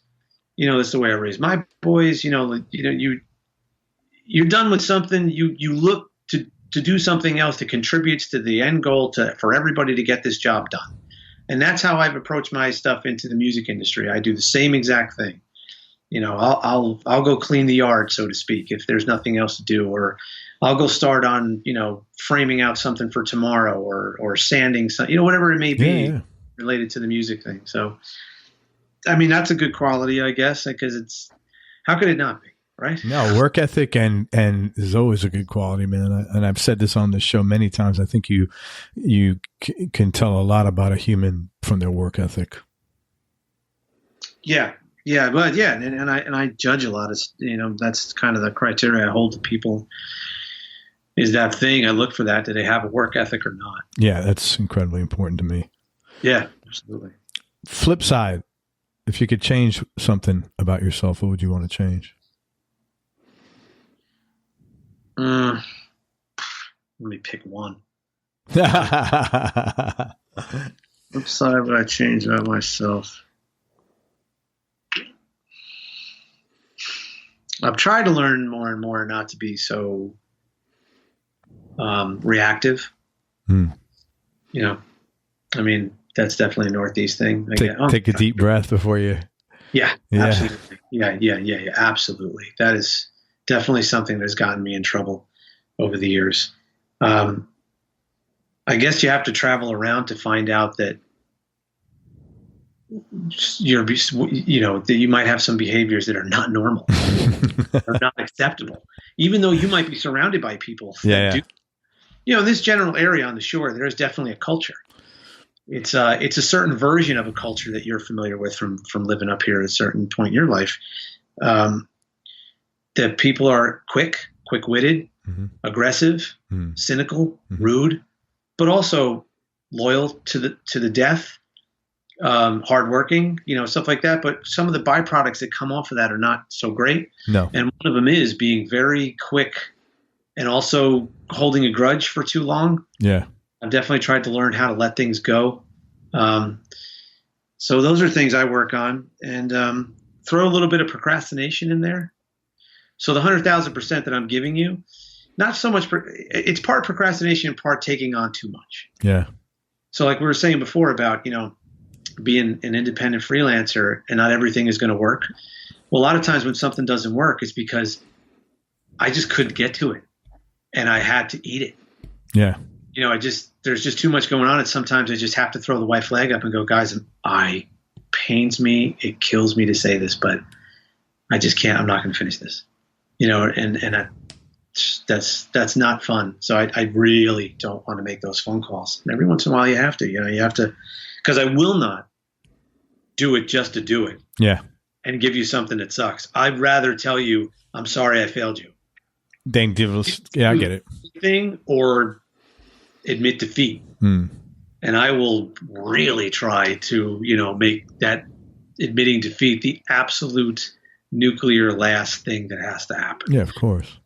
But it happens, and so I need to change how much I say yes to, and really, look at the calendar, Chris. Before you say yes to that, look at the calendar. Look at the prize, like right behind me, or in front of me, actually, behind you, digitally and theoretically, is there's a portion of my wall that's a chalkboard that I painted the black chalkboard paint on it, and that's my project list, and that's probably, I don't know, it's like probably 5 by 5, right? And it's full of stuff, and I need to look at that before I say yes to something. Yeah, you don't like have a to-do list or something like this? I tried. That obviously didn't work for me. I got my iPhone hooked up to all sorts of calendar and this and that. This thing. That thing works. Yeah, I learned. Somebody taught me this early on. Actually, one of my brothers taught me this early on. Just make a list of stuff, and it's very healthy to have a list and then literally cross it off. Yeah, that's what I do, man. Every motivational speaker will bring up. I that's do that. The thing. So that's what this is. I check things off. I check, and I can't wait for the day I go. Yeah. It's the greatest feeling in the world. And every once in a while, I'm actually come up to that stage here. I need to erase a lot of stuff and put up the next bunch of projects. Yeah. 3 True Fire courses just got shot that I just did, and my CB3 summer schedule is still up here. It's time for me to put up the new series of stuff. Well, really time for me to put it up because I'm looking at what I think is a bunch of done things, and they are, but there's a bunch of new things already going on, so I need to have those in front of me. Yeah, I find that real helpful. Hey, what's something or someone that you miss from your childhood? Well, I'd have to say the first one's my father. Sorry, man. I took, he passed away in May before 9/11. So in 2001, I was born late. So he was 73. So I was born when they were 44. So, he wasn't at an age that was unexpected for someone to pass away. My mother's still alive though. She's 90. That's great, man. Yeah. That's awesome. She live near you? Yeah. She lives on the other side of the town I grew up in, which is the next town north of me. She's not that far. Cool. She still drives. She still lives on her own. Good for her. She's out all the time. You call her and she never home. She's at the church doing stuff and or just visiting with us.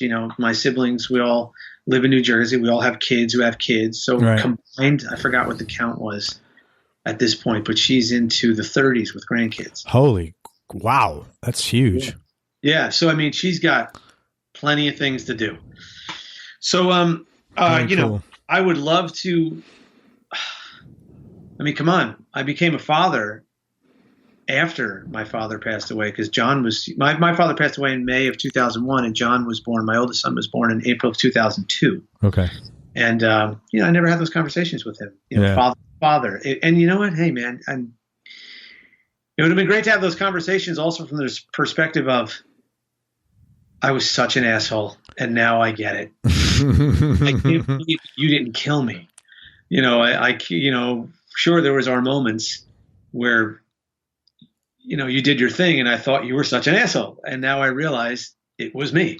Yeah, yeah. That's funny. So, I would love to speak to him as father to father. I would love to speak to him as an adult. Right. Because when he passed away, I just got married. Yeah, sure. Call me an adult all you want. I was 27 years old. Sure. I mean, 46-year-old me looking back on 27-year-old me. Are you kidding me? I wasn't much different than I was when I was 15 when I first got married. So I would love to speak to him as an adult who has owned homes, who has had kids, who has had pets, who's put pets to rest. You know what I mean? Yeah. Who experienced the real things in life. I would love to speak to him on that level and just hang out with him. Right. I would just hang out with him. Not as my friend. But as your dad. Yeah, my father. I would just love to hang out with my father. But as an adult, I'm jealous that my siblings got to do that. Yeah. I've got to, and I've. But you'll be able to do it with your kids. I hope so. Yeah. I mean, within that range of age and stuff like that, I hope that's the way things go. Sure. Yeah, sure. It's technically should go that way. Yeah. Well. So he would be the number one on my list. I would love to see him again. I mean, hey man, through the world of the internet, we're able to stay in touch with people in ways that you and I could never imagine. Kids in the 60s and 70s and stuff like that. You don't see somebody, or they move across country, like they're gone. Outside of maybe a letter and a phone call and stuff, they're gone. So I mean, you get to stay in touch with people in some way, shape, or form, at least that way. But of course, that doesn't take the place of talking to somebody. Yeah, of course, in real time. So, but we can't ever substitute the people that are gone. It's funny. My oldest is 28, and it's only been in the last maybe couple of years he came to me and he goes, I hated you when I was younger because you kept telling me all this stuff and you were always right and I couldn't stand you. And all the bad things that were happening in my life, I blamed you for them. He goes, and I realize now that it had nothing to do with you. And I'm really, he didn't say I'm sorry because he didn't owe me an apology. He didn't do anything. He goes, but I realize now that it was me, not you. Yeah. Yeah. And you don't need it. Yeah. It's not, I'm sorry. It's not. No. He didn't do anything. He was just being him. It was him in his head, but it was interesting. I felt good that he came to me and said that because I felt like I did a good, better job than I probably give myself credit for. That he came to me and was open and shared that stuff with me, and he still does. It's a testament to the job right there. Yeah, I feel good about that for sure. Yeah, yeah, that's great. And now he's got a 4-year-old daughter, and it's nice because I see him doing certain things, and more than anything else, that I think, okay, that is a sign that my wife and I did a good job because I see how he is with his kid. Absolutely. So that I was proud of him for that, and proud of us actually. Good. I mean, I see, the way my kids, they're young, they're in high school and stuff, but I mean, I see the way they treat animals, and that's a testament to how my wife and I feel about animals. That's a big thing, man, because it's amazing. Like we've always had animals. It's amazing how many people just don't give a shit about animals, man. It's just boggles my mind. Me too. I can't comprehend that. I don't. My kids are very, very good with animals. They take very good care of the dog that we have in the house, Ringo. He's nuts.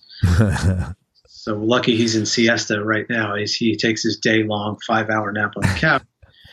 God forbid anybody walks by the house, though. And they're very good to him, and and they fully appreciate the gift that a pet is. Oh, it's a good, loyal dog and stuff like that, which they have pretty much always had in their lives. So that's a good thing. I'm glad that we've passed that along to them. And they seem to, at least I get from what people tell me, they treat people very well. They're respectful to adults. They're good in school. They ain't perfect kids by any means. Sure. They still do have my genes in them, and I was definitely. Well, they'll never treat anybody as bad as you. That I could tell you. Be prepared for that. I get that. Yeah, they'll treat you and your wife the worst. Of people. Course. Oh, your kids are wonderful. And you're like, Are you sure That's you're talking every about kid. my That's every kids? kid. They have their fun. Yeah. Sure, they have their fun. But they seem to know how to do what they got to do at the right times. The times where it really matters, they know how to be decent human beings. Which is, I'll take that for now. Hey, you've mentioned your wife a few times. How long have you guys been together? We met when we were in high school. Wow. I was 17. She was 16. So you're going like on close to like maybe 30. 29 or 30 years. Wow, man. That is really cool. We'll be married 19 years this year. Next year we'll be 20. And it'll be 30 years that we have, been in each other's lives. That's very cool, man. Congratulations. Well, it's not straight through, but it's that's awesome. It's great. It's the most important thing. It's the most valued thing. It's everything. That's great. I mean, even still today, my God, I can't believe that we are here today. Oh, I know. You look at our two sons and it's like, God damn, could you imagine when we were in high school, if you told us or gave us the crystal ball and you see these two human beings that are ours? Yeah. It's nuts. That's great, man. High school sweethearts, did our thing in college a little bit, then just grew apart, grew apart, just went our separate ways. Yeah, man, did your own thing, had to live life a little bit. Yeah. And we just needed to go be assholes on our own. Yeah. Instead of to each other. And we broke off for, communication for a bunch of years. And I know I never stopped thinking, it was always someone in my mind that had a lifelong impression on me. Mm-hmm. And, all right, I'll key in on this. It's just something I definitely don't bring up often, but so I started touring in my first touring band. It was called The Trip, and the singer actually was Freedom Bremner, who was in the Screaming Headless Torsos for many years up until recently. But that was my first touring band. My first, it was a great learning experience. I loved it. Actually, the drummer of that band he goes by Brother Love today. I knew him or know him as Larry Foreman, but Brother Love is a Nashville-based artist who fronts a band called Them Vibes, and Them Vibes is the backup band for Maggie Rose, who's a fantastic up-and-coming solo artist there. But Larry's doing great down there, and it's really good. His wife Sarah is from here, Small World. She's playing for Steven Tyler.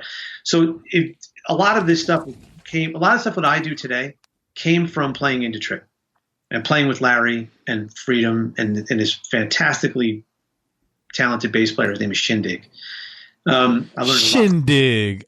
That's an awesome name, man. Yeah, he's a good dude, man. Shindig's brilliant. I learned a lot of great stuff from him.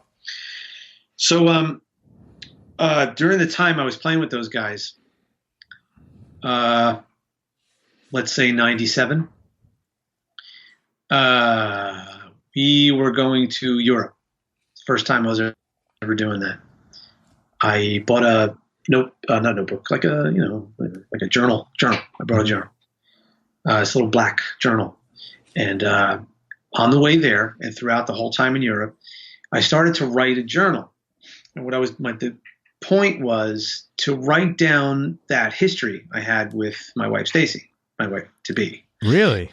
Yeah, we were coming up on 10 years 10 years since I had met her. Okay. You weren't together at that time? No. Right. No. It'd been a couple of years since I had any contact with her. I just, I didn't want to forget. So that's really no intentions of the book going anywhere or being read by anyone, but I did write it as if I was speaking to her. So I started writing it then, and for months after that, different times I would just write stuff down when it would pop in my head, and also. So you obviously had some stuff going on up there. You don't just pick a journal up and say, let me write about one of my ex-loves. Sure. Right. Yeah. Right. Yeah. So I was writing down things, and maybe some things that I never said, and maybe some things we never resolved, and all that stuff. Yeah. Well, fast forward to 1999. Living with Fuse. I had left the apartment already. I had left the apartment. That's when I told you. Remember, I told you I left New York because I needed to go regroup. Yeah. And you came back to Jersey Shore. I came back to Jersey, yeah, and I was like kind of bouncing between places because my parents had kind of made my room into something else and stuff like that. But I was floating around, and that was fine. But 1990 came around, and I found myself in this band, this local band down here. It was called Brown. And it was a funk band, and it was a great place for me to develop a lot of things that I ended up developing with effects and how to use them in real time. And we were doing gigs around here. We had this one residency gig on the water on the Barrier Island, this place called Used to Be's. That's a cool name. Yeah, and the point, because that's exactly what was going in and out of there. All people from the area. It was aptly named. Yeah. So we were playing there every week. So in between sets, I walk up to the bar, speaking to a friend. I look up across the bar, and it was like one of those moments you see in movies where like everything just kind of stops and everything around you just turns off. And there was Stacy sitting there. Wow. And she's looking at me. I'm looking at her. And it was friends talking to me, but I'm not hearing anything. Yeah. I looked at her, my friend, I looked at her and said, "Excuse me." Walked around the bar and, we're just kind of looking at each other. She came with a friend who actually became the godson to my first son. Godfather, you mean? Godmother. Okay. Sorry. Yeah. Godmother. She became the godmother to my first son.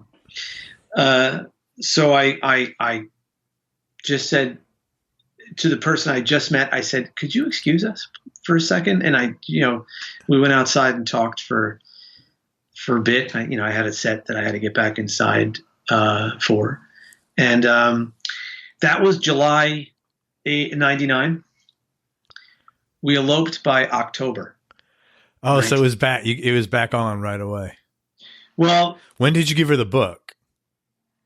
So after that night, we had not seen. We exchanged numbers, talked a little bit here and there. I already had a trip planned with a friend of mine just to hang, to go to California to go see another friend. When I got back, we decided we were going to see each other again. And the book was basically kind of, done. It was done. So you gave it to her then? Yeah, I did. Good for you, man. I saw her that night. We hung for a little bit. And before I left, I just said, here, take a, if you want to read this. Yeah. That's very cool, man. She called me that night in the middle of the night. She sat up and she read the whole thing cover to cover. That night she called me up and, that was the beginning of the road to us. That's very cool, dude. On the beach in front of the place we had our first date when we were kids. We walked in front of this miniature golf place on Point Pleasant Beach. And we had a what's called a retired priest. He was a Catholic priest. He just left the order officially because he wanted to get married. But, he still wore a collar. And that woman that was with her that night that I saw for the first time, she's one of the witnesses and an old friend of mine from high school who, we live right down the road from. He was the other witness. So it was just the five of us, the priest, us, and our two witnesses. And we eloped. And after we spent the weekend in the city, I came home. I dropped her off at her father's house. We didn't live together for the first month. Oh my God, that must have been torture. It was a little weird. Yeah. We didn't want to tell anybody. We didn't want to tell anybody that we had done that. So we eloped, literally. Oh, because they would have been pissed. We thought so. We ended up actually doing the church wedding a year later. It just kind of family, this and that. Both somewhat traditional Italian families, and we both. You got to go have a wedding and eat. You know who made us do it? The priest that was going to marry us in the church wedding. He's like, "Look, first of all, technically to the church, you're getting remarried, and second, I'm not going to blow that off in the ceremony. I'm going to say it. So you need to decide. You're going to tell your family that you guys are married, or they're going to find out then, but they're going to find out. Yeah. So you decide how you want to deal with that. So we decided to tell them. So we had my parents to tell, and we had her parents to tell. We went to her mother first. Her mother, sweet woman who grew up in Newark. She just looked at us and went, "Oh my God, is there still going to be a wedding?" Her oldest child, her first child getting married. She wanted that wedding. Right. It's like, well, okay, so is there still a wedding? Yes. Okay. She was cool. Great. We went to her father, Italian man who grew up in the 50s, loved doo-wop, still has slick back hair, looks like he's part of people you don't want to mess with. And he just simply looked at me and said, is there something I should know here? Oh, like is she pregnant or something? Uh-huh. Ah, that's so funny. So I said, nope, we're good. Okay. That's it. He was good. Yeah. He's good. We went to go talk to my parents. We went, walked in on a typical weekday night. My father's sitting down after work, still in his full suit, eating his dinner. And my mother's cooking or cleaning up the kitchen. We have something to tell you guys. We sit down and this and that. And of course, typical my parents, my mother's still doing what she's doing. My father's still eating his dinner. And telling him this deep, heavy thing. My mother turns around, stops with the apron on, looks at me and goes, and she's, she's a girl from Brooklyn. She's a girl from Flatbush. She looks right at me. She goes, "Christopher, do you think I'm stupid?" So we were scared shitless to tell every one of them, especially my mother. That's so funny. Out Catholic. Our nickname is Mother Superior. And, so she says this, and we're still dumbfounded, still computing that. And when my father picks up his head, still in mid-chew, and looks at Stacy and goes, "Welcome to the family."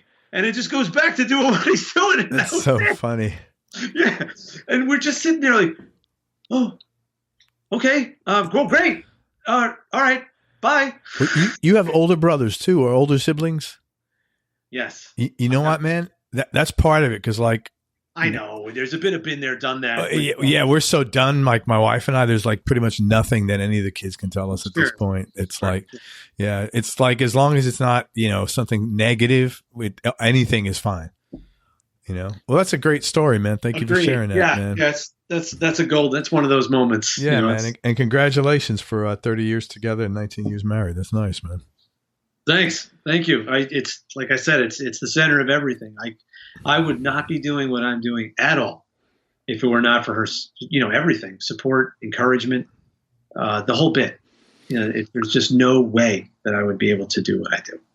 Well, man, congratulations to the two of you guys. I'm going to ask you two more questions, Chris, and they'll both be difficult. Don't worry. Awesome. Thanks. The first one will be easy. And do you have any hobbies or interests outside of music? Yeah, I do. What do you have? What do you do? I love soccer. I played it as a kid, but stopped doing it and went into music, but then returned to it later when my kids started playing. Oh, that's cool. I started playing in men's leagues, or pickup games, and I also started coaching. Oh, that's great. So up until just recently, because my younger son left his club team that he was on for 7 years, and I was help coaching that team. But over a 10-year span, I've been a head coach and assistant coach of various teams for my sons, and I learned a lot about it, especially this last team that my younger son was on. He got invited to a development academy, and so he accepted the invitation and stuff like that. But I was helping coach that team, and the guy that he was playing for he's a soccer head. He's the greatest soccer head I've ever met in my life, and I learned a ton. That's cool, man. So I ended up, I went out and got, you kind of had to, you have to, but I went out and I was getting licensed. I was going through the process of, a higher and higher license. I didn't get that far into it. He is. But so that's always been a thing that I found a lot of enjoyment from, and also helps. You must be in pretty good shape because cardio wise, that's one of the toughest sports out there. Try, I don't play as often. But I'm out there. I was out there running with the boys. Me and the two other guys. Yeah, sure. We would do our best to. Yeah, that's a lot of cardio, man. and stuff like that. Yeah, it's a lot of running, man. It's funny when people say, I can't tell you how many times people are like, yeah, soccer's for pussies. I'm like, yeah. No. Yeah, get out there, buddy. I'll show you. This is a full contact sport, and we do not wear pads. Yeah, and you're running. No pads out here. Those shin guards, whatever. What is it, 24 minutes or 30 minutes for a half?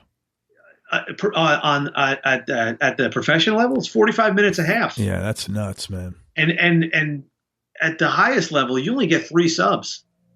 That's it. You can only sub 3 times. So most of these guys are out there for that full 90 minutes running. Yeah, that's incredibly difficult sport, man. So soccer is definitely something I'm very, interested in outside of, that's the thing. I love cars. I love hot rods. I have a 72 Scout in the garage with a small block 350 in it. I'm by no means a grease monkey. I have friends who are very good at it, but I love doing stuff with them. I love working on it. But I mean, I obviously try to be as careful as I can for obvious reasons.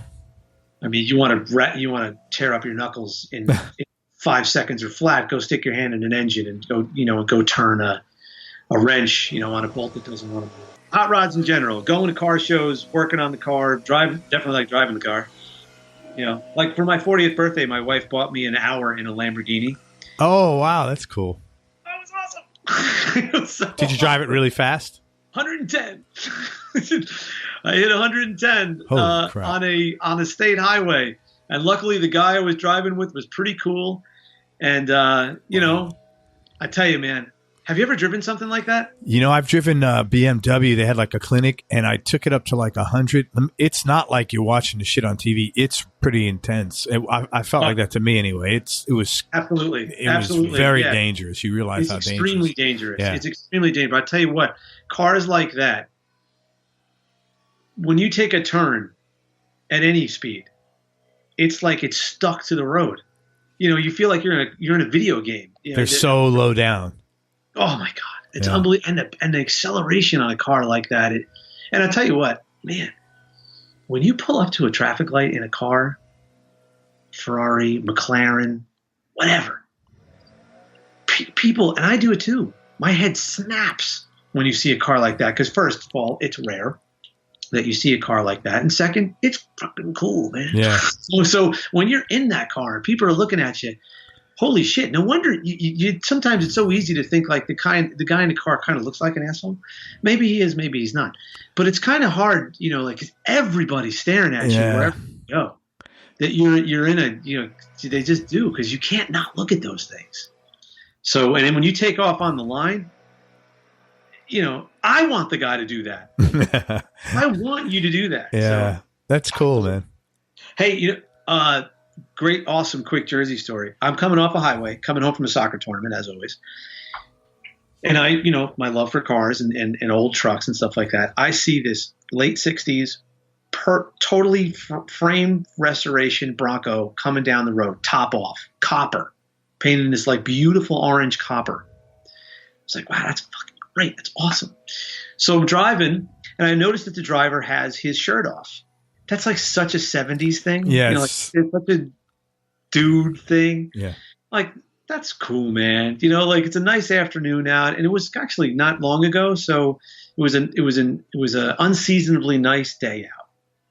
So we're driving near the truck, checking it out, and we're starting to get closer to it. And I'm noticing that people, are looking at the car, like always, like people looking at cool cars, but they're like waving to the guy and stuff like that. So we get up to the car.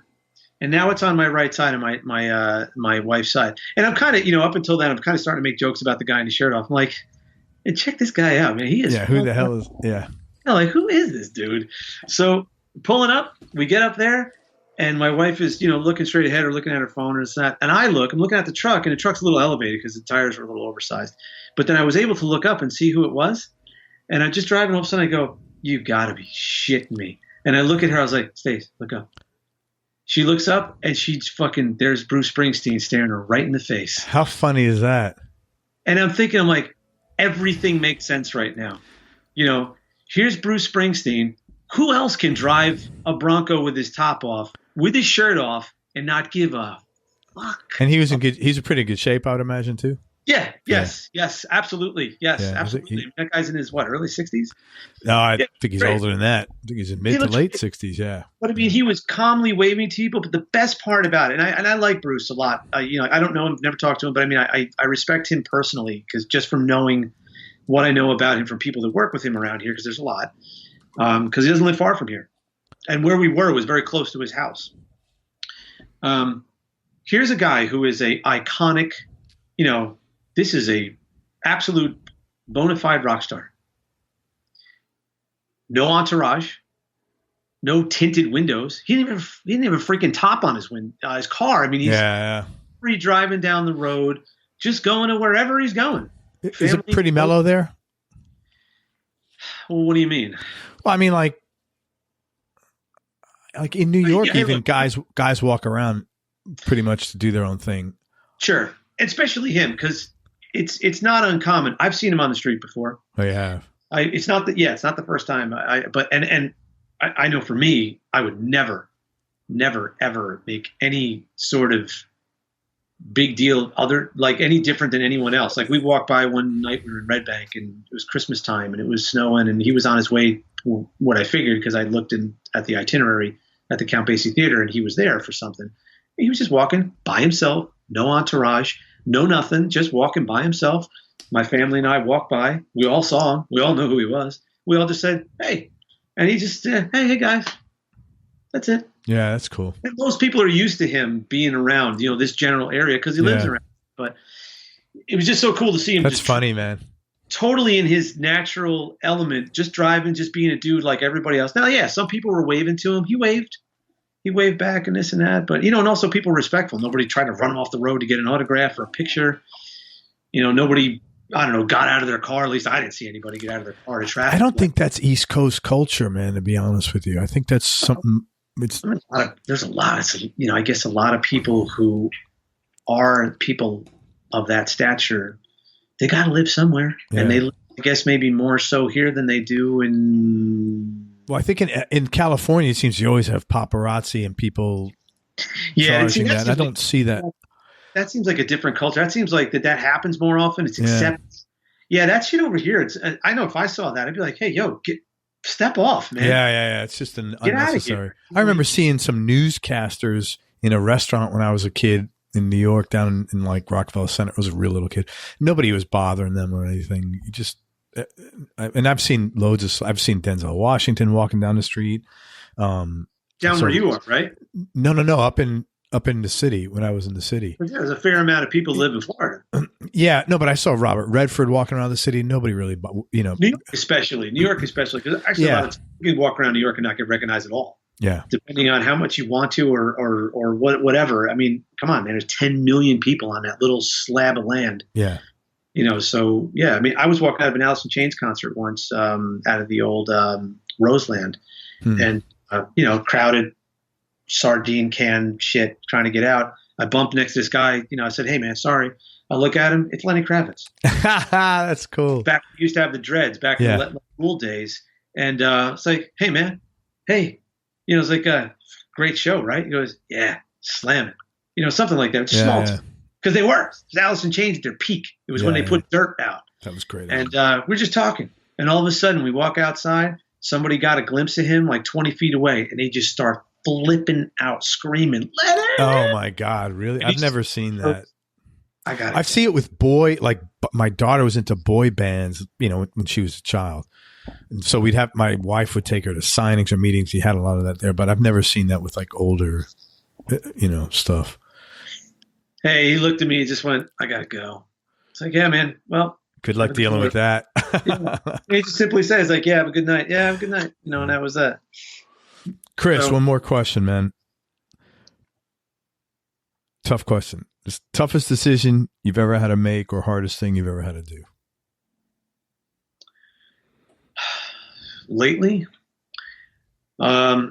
before we got Ringo, we got a rescue. Our first time we got a rescue. His first dog we got as a family, his name was Hunter. Mm-hmm. He was 8 years old. Nobody would take him. He was a Weimaraner, which is a very antsy breed. The red kind of thin hair. big dogs. Wymies are like that gray bluish color. But they're okay. I know, but they're bony. They're bigger dogs, but they're not like. Yeah. They're not like, I forgot. There's a photographer that only takes pictures of Weimaraners and they look human. That's the breed. If you saw a picture of them, you wouldn't go, "Oh, those." So, and I always love the look of those breeds, unique look. So, whatever. We wanted to get a dog. We have a friend who is in the rescue dog world. She suggested the dog. He was in New Jersey. We were living in Massachusetts at the time. I drove down there. I went to go see him. We connected like immediately. And the guy took me aside and goes, "I'm going to tell you straight up. This dog is tough. He's, he wasn't trained properly. He's had a rough life. He's extremely nervous. It's not going to be easy. I won't charge you a cent. Just take the dog. Give it a home, because he just keeps coming back." Wow. And I don't know. I just did it. I mean, we had all seen him at one point, but then I went to go see him the last time, and that's when the guy told me that. He goes, "I don't blame you for backing out." I go, "Nope, we're going." So I drove him up to Massachusetts, and he became our dog. And for 5 years, like my wife always said, he was the crazy uncle that came to live with us. We had him for 5 years, and up until I had to put him down on his birthday. I had no choice. The way the thing went, the day before, June 4th, the day before I turned 40. So here I go. Here I am rolling into that, that quintessential midlife crisis. And I'm a dog lover. Sure. I'm a major dog guy. And I've never done that before. I've had dogs, but it was always, dogs I had with my family. And unfortunately, they had to do that awful thing. And this was my first dog. And That's a really tough thing to do. It's the worst thing ever. We all were. I was, because by that time I was doing the work. I was developing that whole working at home thing. I was home a lot. Yeah. Even back then in Massachusetts, I was home most of the week, and eventually now with Hunter, my buddy. Weimaraners, like I said, are very answering, and they're Velcro dogs. So they cling on to somebody. They clinged on to me because I was home, and I'm such a dog head. I'm the forever playmate. So I was putting down this friend that was with me. He literally would have to be right next to me as much as he possibly could. He slept next to me. He laid next to me all day as I worked.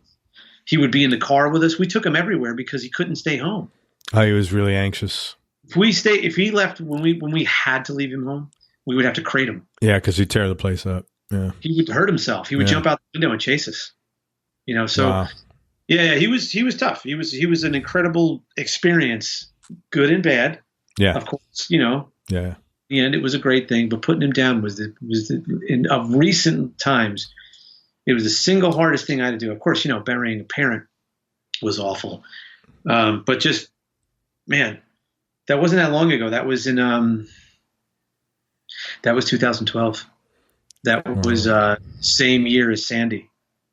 So we had gotten Ringo a couple months later, and then Sandy came and, decimated this community, this, but Toms River we got hit very hard, very, very hard. We lost our house and stuff. So 2012 turning 40 was, yeah, man, there was definitely some trials, and the universe was whipping some challenges at me to be like, we think you need to step it up. And, I guess I came out of it. Man, I'm sorry about your dog. I've had to do that many times. It's really upsetting. Yeah. It's very difficult. Awful. I had to put down a 17-year-old cat recently. That was devastated me, man. She was wonderful. I know how you feel. I had to put down 2 dogs and a cat in the last 18 months. So it's been, I get you. We did a cat that not too long after Sandy, same year as Hunter, we did a cat that my wife had that I had married into, and she had Jessie for probably 15 years. That's difficult, man. Really. 2012, man. And I know Nostradamus said that was the end, and we're still here. But I think it was a tough you had to earn it. Yeah, it was a really, really rough year for us. So. Well, man, that I can't thank you enough for your time. Let me tell people where to find you, and what's the best place people to check out your music online? Well, I mean, there's a chrisbono.com, of course. And I have a discography page on there that has samples of all records I've played on. But new stuff, the best place to go at this point is the Instagram and Facebook pages for both of the projects. Okay. So CB3 Organ Trio Music will get you to all the destinations: YouTube, Facebook, Instagram. And Red Right Return Music will get you to those 3 destinations for that project. Obviously Red Right Return, we haven't put anything out yet. CB3 though, I mean, whatever I could get from people shooting video of us, and those 3 videos. Those are great. Those tunes, those are on the YouTube channel. So there's that, but more stuff is coming from both. Those are the best places to hear and see everything. Great. So it's cb3organtrio music.com and Red Right Return Music. And Chris's name is spelled Bono, B-U-O-N-O. So it's chrisbuono.com. He's also got 3 new videos coming out on TrueFire. He's one of their, are you like the number one, number one? You have more videos than probably any instructor at 39? I am, well, technically I'm number 1. But there is a guy who all TrueFire people know. His name is Brad Carlton. Brad does the monthly thing that subscribers get. And it's basically a course. Mm-hmm. So there's no way that anyone could ever catch up to that. He's been doing it for years. Yeah. But when it comes to outside of that unique situation, just straight up courses, I have the most. So when this is coming out, I will be up at 39. Awesome. Check out TrueFire's website and look up Chris. He's an excellent teacher. He wouldn't have so many courses because TrueFire is the largest teaching company, I would say, online. So check out his courses. I'm sure he's a very diverse player, and I'm sure you got courses and everything, blues, funk. For the most part, yeah. For my wheelhouse up there is funk, but I have stuff in that covers blues and jazz and rock and even some metal stuff. They don't let me go near the jazz stuff. I've had to put that aside. You look a little bit like Scott Ian, man, with the thing going. And Scott Ian's been developing that his face for quite for a long time. Yeah, it's pretty impressive. I can see you doing that, man. Yeah, this is more like the part-time hobby. Yeah, and this kind of looks like the textbook French painter. I don't know. Scott's got like another a social security number. Some sort. Yeah. So anyway, check out Chris's videos on TrueFire. Also, you got a lot of instructional stuff on guitarinstructor.com. I do. Those are full song lesson videos on licensed music. I am doing lesson videos on the actual tune. It's Hal Leonard. That's Hal Leonard's site. So, I mean, the publishing is there. So I do lessons from start to finish. I will cover every single guitar part in those tunes. So some of my videos are on the long side. Sometimes they get a little annoyed at that, and I'm always like, huh? The one guy who books my stuff loves it, but the powers that be, I guess maybe I'm costing too much in server time. But, up there, I do a lot of different stuff. I've done a lot of Metallica. I've done all the really good Megadeth stuff, but I've also done let's see, some John Mayer. I've done Skinnerd. It's fun because I love going into the stuff with that sort of microscopic level analyzation, and I try really hard on the Axe effects to get the tones right. I try to get the actual guitars that they played if I could. I'll borrow some from friends, and I go all out on that. And they, we're still doing it. I got a pile right here. Next couple is going to be some Steve Vai, Prince. And Floyd. I'm doing some Floyd. Awesome, man. It's a great gig. I love doing it. I love doing the TrueFire thing. I love doing the guitar instructor thing. No Very books cool, coming up, though. That's the one thing I put aside for a second. I am writing for Guitar Player Magazine now. Then I was going to talk about that next. Yeah, what's up with that? So your first column comes out February, right? February, my first lesson article, Eddie Van Halen Playing Secrets. I'm going to be covering stuff that we don't usually talk about. So we all know we can tap. So I'm talking about things like the command of his natural command of sequences of 5s and 7s, his use of natural harmonics, how he does that, his wide interval licks, his string skipping stuff that he does, his ghost hammering, So that'll be in February. Actually, I think what's on the newsstands right now is January. So the next issue will have me back there, which is great to be, back in the fold. Great to be back, alongside legendary writers like, Michael Ross and Jesse Gress and this and that. It's a fun crowd to be in. I've gotten to know a lot of these guys over the years, and to tell them thank you, face to face, like a guy like Andy Alador. Wait a minute, Jesse Gress, isn't that Todd Rundgren's? Yes. Yeah, that's right. He's been playing with Todd Rundgren for years, right.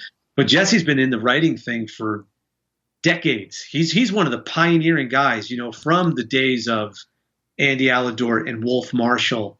Those guys that paved the way for what all of this is today. Those guys are the dudes. They are the pilgrims. That came over and established what we know today as transcribing and guitar magazine journalism and stuff like that. So, yeah, he's in there. So it's great.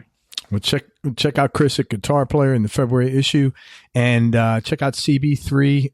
Chris's Organ Trio and Red Right Return, and you can find that all at chrisbono.com.